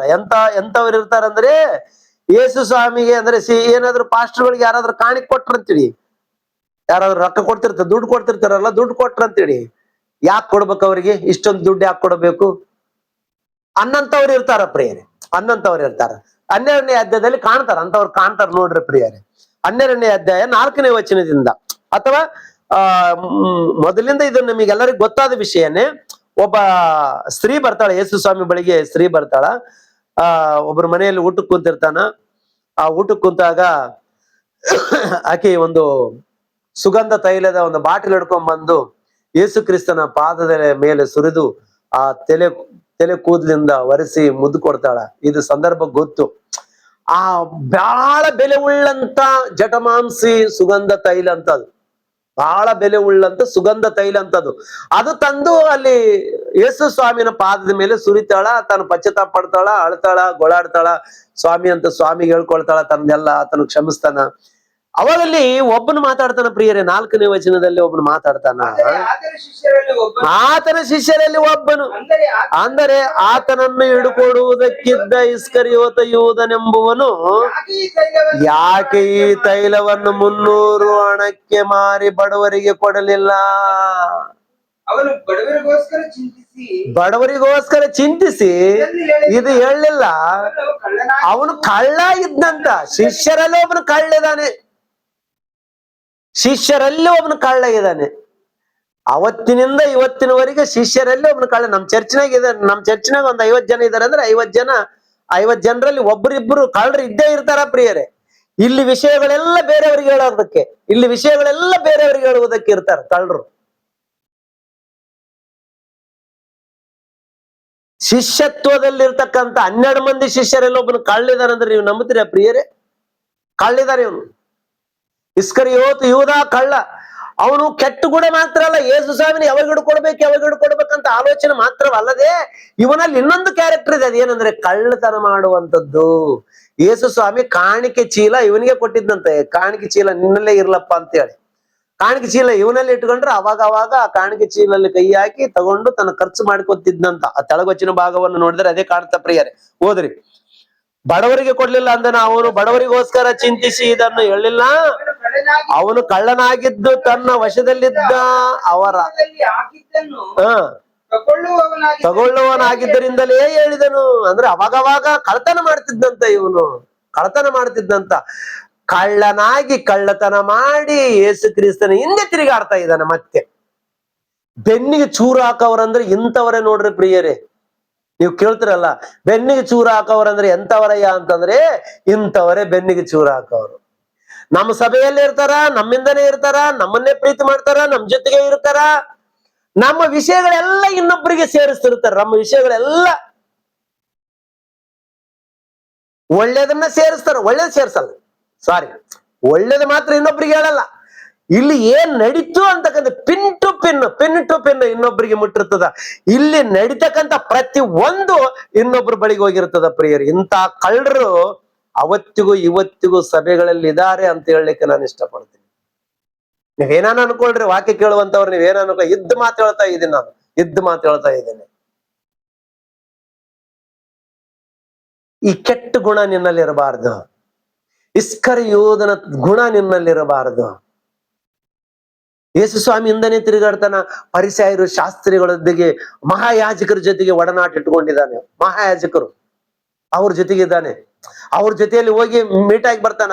ಮತ್ತೆ ಯೇಸು ಸ್ವಾಮಿಂತಲ್ಲಿ ಏನಿಲ್ಲ ಅಂದ್ರೆ, ಅಯ್ಯ ಹಂಗಯ್ಯ, ಸರಿಯ, ಆಯ್ತಯ್ಯ, ಆಯ್ತು ಗುರುವೆ, ಸ್ವಾಮಿ ಆಯ್ತು ಗುರುವೆ ಅಂತ ಏನ್ ಅರಿಯದ ಒಂಥರನೇ ನಟನೆ ಮಾಡ್ತಿರ್ತಾನ.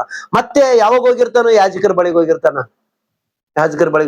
ಯೇಸು ಸ್ವಾಮಿನ ನಾನು ಹಿಡ್ಕೊಡ್ತೀನಿ, ಆತನ ರೇಟು ಎಷ್ಟು ಕೊಡ್ತೀರಿ ನೀವು, ಹಿಡ್ಕೊಡ್ತೀನಿ, ರೇಟ್ ಎಷ್ಟು, ರೇಟ್ ಮಾತಾಡಕ್ ಹೋಗ್ತಿರ್ತಾನ. ಎಂತ ಕದಿಮ್ ಕಳ್ರು ಒಂದ್ಸಲ ಆಲೋಚನೆ ಮಾಡ್ರಿ. ಇಂಥ ಕ್ಯಾರೆಕ್ಟರ್ ನಿಮ್ಮಲ್ಲಿ ಇರಬಾರ್ದು. ಇಂಥ ಕ್ಯಾರೆಕ್ಟರ್ ನಮ್ಮಲ್ಲಿ ಯಾರಲ್ಲಿ ಕೂಡ ಈ ಕ್ಯಾರೆಕ್ಟರ್ ಇರಬಾರ್ದು ಪ್ರಿಯರ. ದಯಮಾಡಿ ಹೇಳ್ತೀನಿ, ಈ ಕ್ಯಾರೆಕ್ಟರ್ ಇಟ್ಕೊಳ್ಬೇಡ್ರಿ. ನಿಮ್ ಕೈ ಮುಗಿದು ಕೇಳ್ತೀನಿ, ಈ ಕ್ಯಾರೆಕ್ಟರ್ ಇರಬಾರ್ದು. ಅದೇನು ತಿಂದು ಮನೆ ಜಂತ್ ಎಣಸವ್ರು ಅಂತಾರ ನಮ್ ಕಡೆಗೆ. ತಿಂದು ಮನೆ ಜಂತ್ ಎಣಸವ್ರು. ಈ ಮನೆಗೆ ತಿಂತಾರ, ಇನ್ನೊಂದು ಮನೆ ಕೈ ತೊಳೆದ್ಕಂತ ಈ ಮನೆ ಮೇಲೆ ಚಾಡಿ ಹೇಳ್ತಿರ್ತಾರ. ಬೇಡ ಪ್ರಿಯರೇ, ಅಂತ ಗುಣಗಳು ನಿಮ್ಮಲ್ಲಿ ಯಾರಲ್ಲಿ ಇರಬಾರ್ದು. ಇರ್ಲಿಕ್ಕಿಲ್ಲ, ಐದವಂತ ನಾನು ಹೇಳ್ತಾ ಇಲ್ಲ. ಮತ್ತೆ ಸಾರಿ, ನೀವು ತಪ್ಪು ತಿಳ್ಕೊಬೇಡ್ರಿ. ನಿಮ್ಮಲ್ಲಿ ಇಂಥ ಕ್ಯಾರೆಕ್ಟರ್ ಐತೆ ಅಂತ ನಾನು ಹೇಳ್ತಾ ಇಲ್ಲ, ಇರಬಾರ್ದಂತ ಹೇಳ್ತಾ ಇದ್ದೀನಿ. ಮತ್ತೆ ನಮ್ಮನ್ನೇ ಉದ್ದೇಶಿಸಿ ಮಾತಾಡೇನಂತೇಳಿ ಯಾರು ಕೆಟ್ಟದಾಗಿ ತಿಳ್ಕೊಳ್ಬೇಡ್ರಿ. ನಿಮ್ಮಲ್ಲಿ ಇರ್ಲಿಕ್ಕಿಲ್ಲ, ಇರಬಾರ್ದಂತ ಹೇಳ್ತಾ ಇದ್ದೀನಿ. ಅಂತ ಕ್ಯಾರೆಕ್ಟರ್ ಇರಬಾರ್ದು. ಇಸ್ಕರಿಯೋತ ಯೂದನ ಕ್ಯಾರೆಕ್ಟರ್ ಇರಬಾರ್ದು. ಎಂತ ಕಾರಣಂತೆ ಆ ಚೀಲದಲ್ಲಿ ಕಳತನ ಮಾಡುತ್ತಾ ಇರುವುದರಿಂದಲೇ ಆ ಸುಗಂಧ ತೈಲ ಯಾಕಮ್ಮ ಸುಮ್ಮನೆ ಆತನ ಪಾದಕ್ಕೆ ಸುರಿದಿ, ಒಂದು ಚೆಂಬು ನೀರು ಕೊಟ್ರೆ ಪಾದ ತೊಳ್ಕೊಂತಾನ, 300 ರೂಪಾಯಿ ಬೆಲೆ ಬಾಳುವಂತ ಅದನ್ನ ಸುಮ್ಮನೆ ಪಾದದ ಮೇಲೆ ಸುರಿದಲ್ಲ ಅಂತ ಕೇಳ್ತಾನೆ. ಸ್ವಾರ್ಥ ಜೀವನ. ಎಂತ ಜೀವನ ಅಂದ್ರೆ ಯೇಸು ಸ್ವಾಮಿನೇ ಇದ್ದುಕೊಂಡು ಸ್ವಾರ್ಥ ಆಲೋಚನೆ ಮಾಡುವಂತವ್ರು ಇದ್ದಾರೆ. ಅದಕ್ಕೆ ಕೆಟ್ಟ ಆಲೋಚನೆಗಳು ಮಾಡಬೇಡ್ರಿ. ಇಲ್ಲಿ ಸುದ್ದಿಗಳು ಇನ್ನೊಬ್ಬರ ಕಿವಿಗೆ ಹಾಕ್ಬಾಡ್ರಿ. ಅವ್ರ ಸುದ್ದಿ ತಂದು ಇಲ್ಲಿ ತಿಳಿಸಬೇಡ್ರಿ. ಎಲ್ಲಿ ಸುದ್ದಿ ಅಲ್ಲೇ ಮರ್ತು ಹೋಗ್ರಿ. ನಿಮಗೆ ಒಳ್ಳೇದು, ನಿಮಗೆ ಶ್ರೇಯಸ್ಸು, ನಿಮ್ಮ ಆರೋಗ್ಯ ಚೆನ್ನಾಗಿರುತ್ತೆ, ನಿಮ್ಮ ಆತ್ಮಗಳು ರಕ್ಷಣೆ ಮಾಡಲ್ಪಡ್ತೀರಾ. ಒಂದು ವೇಳೆ ನಾವ್ ಹಿಂಗೇ ಮಾಡ್ಕೊಂಡು ತಿರುಗಾಡ್ತೀವಿ ಅಂತಂದ್ರೆ ಅದಕ್ಕೊಂದು ದಿನ ಪ್ರತಿಫಲ ಸಿಗುತ್ತಾ ನಿನಗೆ. ಅದಕ್ಕೆ ಪ್ರತಿಫಲ ಕಠಿಣವಾಗಿರುತ್ತಾ, ಆ ಶಿಕ್ಷೆ ಭಯಂಕರವಾಗಿರುತ್ತಾ. ಅದಿವತ್ತು ಕಾಣಲ್ಲ, ಒಂದಲ್ಲ ಒಂದು ದಿನ ಆ ಶಿಕ್ಷೆ ಅನುಭವಿಸಲೇಬೇಕಾಗತ್ತ. ನಾನಾಗಿರ್ಬೋದು, ನೀನಾಗಿರ್ಬೋದು, ಯಾರೇ ಆಗಿರ್ಬೋದು. ಅದಕ್ಕೆ ಆ ಶಿಕ್ಷಕ್ಕೆ ಪಾತ್ರರಾಗಬಾರ್ದು ಅಂತ ನಾನು ಹೇಳಲಿಕ್ಕೆ ಇಷ್ಟಪಡ್ತೀನಿ ಪ್ರಿಯರೇ. ಇನ್ನೊಂದು ವಚನ ತೋರಿಸ್ತೀನಿ ಪ್ರಿಯರೇ. ಇನ್ನೊಂದು ವಚನ, ಯೋಹಾನ ಬರೆದ ಸುವಾರ್ತೆ 6ನೇ ಅಧ್ಯಾಯ 68ನೇ ವಚನ ಮುಗಿಸ್ತೀನಿ ಪ್ರಿಯರೇ. ಕೊನೆದಾಗ ಯಾಕೆ ಸ್ವಲ್ಪ ಜಾಸ್ತಿ ಆಯ್ತು ಏನು ಅನ್ಕೊಳ್ಬೇಡ್ರಿ, ಯಾಕಂದ್ರೆ ಅಂಶ ಬಹಳ ದೊಡ್ಡದಿದೆ. ಯಾಕಂದ್ರೆ ಬ್ಯಾಚ್ಗಳೆಲ್ಲ ತೋರಿಸ್ಬೇಕಾಗಿದೆ ಅಲ್ಲ. ಎಂತ ಬ್ಯಾಚ್ ಇದಾವ, ಯೇಸು ಕ್ರಿಸ್ತನನ್ನು ನಂಬಿದವರು ಅವತ್ತಿಗೂ ಇವತ್ತಿಗೆ ಅಂತವ್ರು ಇದಾರೆ ಅಂತ ನಮ್ಗೆ ಗೊತ್ತಾಗ್ಬೇಕಲ್ಲ. ಆಯಾ ಆತನು ಕೂಡ ಸಂಚಾರ ಮಾಡುವುದನ್ನು ಬಿಟ್ಟರು. ಯೇಸು ಇದನ್ನು ನೋಡಿ ತನ್ನ 12 ಮಂದಿ ಶಿಷ್ಯರನ್ನು, ನೀವು ಸಹ ಹೋಗಬೇಕಂದಿದ್ದೀರಾ ಎಂದು ಕೇಳಿದ್ದಕ್ಕೆ ಸೀಮೋನ ಪೇತ್ರರಂತನ, ಅಪ್ಪ ನಿನ್ನನ್ನು ಬಿಟ್ಟು ನಾವು ಇನ್ಯಾರ ಬಳಿಗೆ ಹೋಗುವುದು? ನಿನ್ನಲ್ಲಿ ನಿತ್ಯ ಜೀವ ಉಂಟು ಮಾಡುವ ವಾಕ್ಯಗಳುಂಟು, ನೀನು ದೇವರು ಪ್ರತಿಷ್ಠಿಸಿದವನೇ ಎಂದು ನಾವು ತಿಳಿದಿದ್ದೇವೆ ಅಂದರು. ಎಂತ ಮಾತು ಪ್ರಿಯರೇ, ಇದು ಬೇಕು, ಇಂಥವ್ರು ಬೇಕು ಯೇಸು ಸ್ವಾಮಿಗೆ. ನೀವಿಂತ ಬ್ಯಾಚ್ ಇದ್ರೆ, ಇಸ್ಕರಿಯೋದ ತರ ಬ್ಯಾಚ್ ಇದ್ರೆ, ಆ ಪರಿಚಯ ಇರ್ತಾರ ನಿಮ್ ಬ್ಯಾಚ್ ಇದ್ರೆ, ನೀವು ನನ್ನ ಬಿಟ್ಟು ಹೋಗ್ಬೋದು, ಹೋಗ್ರಿ, ಏನ್ ಬೇಕಾಗಿಲ್ಲ. ಐ ಡೋಂಟ್ ಕೇರ್, ನೀವೇ ಇರ್ಬೇಕಂಬುದು ನನಗೇನಿಲ್ಲ. ನನಗೊಂದು ಆತ್ಮದಿದ್ರೆ ಸಾಕು, ವಾಕ್ಯ ಹೇಳ್ತೀನಿ. ನನಗೆ ಈ ತರ ಇರಬಾರ್ದು, ವೇಷಧಾರಿಣಿಗಳಾಗಿ ನನ್ನಿಂದ ತಿರುಗಿ ಆಡಬಾರ್ದು. ನನಗೆ ಆ ತರ ಇರಬಾರ್ದು. ನೀವು ಹೋಗ್ಬೇಕು ಅನ್ಕೊಂಡಿದ್ರೆ ಹೋಗ್ರಿ, ನಾನು ಸತ್ಯನ್ನ ಹೇಳ್ತಾ ಇದ್ದೀನಿ ಅಂದಾಗ ಆ ಸತ್ಯವನ್ನು ಹಿಂಬಾಲಿಸುವಂತವ್ರು, ವಾಕ್ಯವನ್ನು ಹಿಂಬಾಲಿಸುವಂತವ್ರು. ಪೇತ್ರನ ಮಾತಾಡ್ತಿದ್ದೇನೆ, ಅಪ್ಪ ಸ್ವಾಮಿ ಎಲ್ಲಿಗೆ ಹೋಗಂತೀಯ ನಮ್ಮನ್ನ ನೀನು? ನಿತ್ಯ ಜೀವ ಕೊಡುವಂತ ಮಾತುಗಳು, ವಾಕ್ಯಗಳು ನಿನ್ನಲ್ಲಿ ಉಂಟು. ನಿನ್ನ ಬಿಟ್ರೆ ನಮಗೆ ನರಕನೇ ಗತಿ. ಎಂತ ಬೋಧನೆ ಮಾಡುತ್ತಂದ್ರೆ, ಭೂಲೋಕ ಹುಟ್ಟಿದಂದ ಮೊದಲುಗೊಂಡು ಇಂದಿನವರೆಗೂ ನೀನು ಮಾಡುವಂತ ಬೋಧನೆ ತರ ಯಾವನು ಮಾಡಿಲ್ಲ, ಯಾವನು ನಿನ್ನ ಮುಂದೆ ಮಾಡಲ್ಲ. ಅಂತ ಬೋಧನೆ ನಿನ್ನಲ್ಲಿದೆ ಸ್ವಾಮಿ, ನಿನ್ನ ಬಿಟ್ಟು ನಮ್ಮನೇಲಿ ಹೋಗಂತಪ್ಪ ಅಂತೇಳಿ ಆತನ ಪಾದದಲ್ಲಿ ಬಿದ್ದಿರುವಂತ ಬ್ಯಾಚ್ ಬೇಕಾಗಿದೆ ಯೇಸು ಸ್ವಾಮಿಗೆ. ಅರ್ಥ ಆಯ್ತಾ ಪ್ರಿಯರೇ? ಎಷ್ಟು ತರವಾದಂತ ಬ್ಯಾಚ್ಗಳನ್ನು ನೋಡಿದೆವು ನಾವು. 9 ತರದ ಬ್ಯಾಚ್ಗಳನ್ನು ನಾವು ಗಮನಿಸಿದೀವಿ ಪ್ರಿಯರೇ. ಒಂದು ಸೂಚಕ ಕಾರ್ಯಗಳಿಗೋಸ್ಕರ ಬಂದವರು ಒಂದು ಬ್ಯಾಚ್, ರೊಟ್ಟಿಗೋಸ್ಕರ ಬಂದವರು, ಸ್ವಸ್ಥತೆಗೋಸ್ಕರ ಬಂದವರು, ಮತ್ತು ಸತ್ಯಗೋಸ್ಕರ ಬಂದವರು, ಪ್ರೀತಿಯಿಂದಲೂ ಬಂದಿರತಕ್ಕಂಥವರು, ಮತ್ತು ಶಿಷ್ಯರಾಗುವುದಕ್ಕೋಸ್ಕರ ಯೇಸು ಕ್ರಿಸ್ತನನ್ನು ನಂಬಿರತಕ್ಕಂಥವರು, ಮತ್ತು ವಿಮರ್ಶೆ ಮಾಡುವುದಕ್ಕೆ, ಆತನ ತಪ್ಪಿಡುವುದಕ್ಕೋಸ್ಕರ ಬಂದಿರತಕ್ಕಂಥ ಬ್ಯಾಚು, ಸ್ವಾರ್ಥದಿಂದ ಯೇಸು ಕ್ರಿಸ್ತನನ್ನು ಹಿಡ್ಕೊಡುವುದಕ್ಕೆ ಬಂದಿರತಕ್ಕಂಥ ಬ್ಯಾಚು, ಹಾಗೂ ಕೊನೆ ಪ್ರಾಣ ಇರುವವರೆಗೂ ಆತನನ್ನು ನಂಬುತ್ತೀವಿ ಅಂತೇಳಿ ಜೀವ ಕೊಡುವುದಕ್ಕೆ ಸಿದ್ಧರಾಗಿರ್ತಕ್ಕಂಥವ್ರು ಬಂದಿರತಕ್ಕಂಥವರ ಗುಣಗಣಗಳನ್ನು ನಾವು ನೋಡ್ತಾ ಇದ್ದೀವಿ ಬೇರೆ. ಇಷ್ಟು ಬ್ಯಾಚ್ಗಳಲ್ಲಿ ನೀನು ಯಾವ ಬ್ಯಾಚ್ಗೆ ಸಂಬಂಧಪಟ್ಟವನೋ ನಿನ್ನನ್ನೇ ನೀನು ಆಲೋಚನೆ ಮಾಡ್ಕೋ, ನಿನ್ನನ್ನೇ ನೀನು ನೋಡ್ಕೋ. ನಿನ್ನ ಆತ್ಮವನ್ನೇ ನೀನು ವಂಚನೆ ಮಾಡ್ಕೋಬೇಡ, ನಿನ್ನ ಆತ್ಮಕ್ಕೆ ನೀನು ದ್ರೋಹ ಮಾಡ್ಕೊಳ್ಬೇಡ, ನೀನು ಮೋಸ ಹೋಗಬೇಡ, ಇನ್ನೊಬ್ಬರನ್ನು ಮೋಸ ಮಾಡಬೇಡ. ದೇವರಿ ಮಾತುಗಳಿಂದ ನಿಮ್ಮೆಲ್ಲರನ್ನು ಆಶೀರ್ವದಿಸಲಿ. ಪ್ರಾರ್ಥನೆ ಮಾಡ್ಕೊಳ್ಳೋಣ, ಕಣ್ಣು ಮುಚ್ಚಲಿ, ತಲೆ ಬಾಗಿಸಲಿ. ಪರಿಶುದ್ಧನೇ, ಮಹೋನ್ನತನೇ, ಪರಮ ಪ್ರೀತಿಯುಳ್ಳ ಪರಲೋಕದಲ್ಲಿರುವ ನಮ್ಮ ತಂದೆಯಾದ ದೇವರೇ, ನಿನಗೆ ವಂದನೆಗಳು, ಸ್ತೋತ್ರಗಳಪ್ಪ. ನೀನು ಹೇಳು ಅಂತ ಹೇಳಿರ್ತಕ್ಕಂಥ ಮಾತುಗಳನ್ನ ನಿನ್ನ ಮಕ್ಕಳಿಗೆ ಹೇಳಿದ್ದೇನೆ ದೇವ. ಇವತ್ತು ದಿನದಲ್ಲಿ ನೀವು ಒಳ್ಳೆ ಅದ್ಭುತವಾದಂತ ಸಂದೇಶವನ್ನು ಕೊಟ್ಟಿದ್ದೀರಿ ಅಂತ ಹೇಳಿ ನಂಬುತ್ತಾ ಇದ್ದೀನಿ ತಂದೆ. ಇದು ಎಷ್ಟು ಮಂದಿಗೆ ಅರ್ಥವಾಗಿದೆಯೋ, ಎಷ್ಟು ಮಂದಿಗೆ ನೋವು ಕೊಟ್ಟಿದೆಯೋ, ಎಷ್ಟು ಮಂದಿಗೆ ಇದರಿಂದ ಕೆಟ್ಟದಾಗಿ ಅನಿಸ್ತಾ ಇದೆಯೋ ಅಂತ ನನಗಂತೂ ಗೊತ್ತಿಲ್ಲ ದೇವ. ನಿನ್ನ ವಾಕ್ಯಗಳಲ್ಲಿ ಬರೆದಿರುವ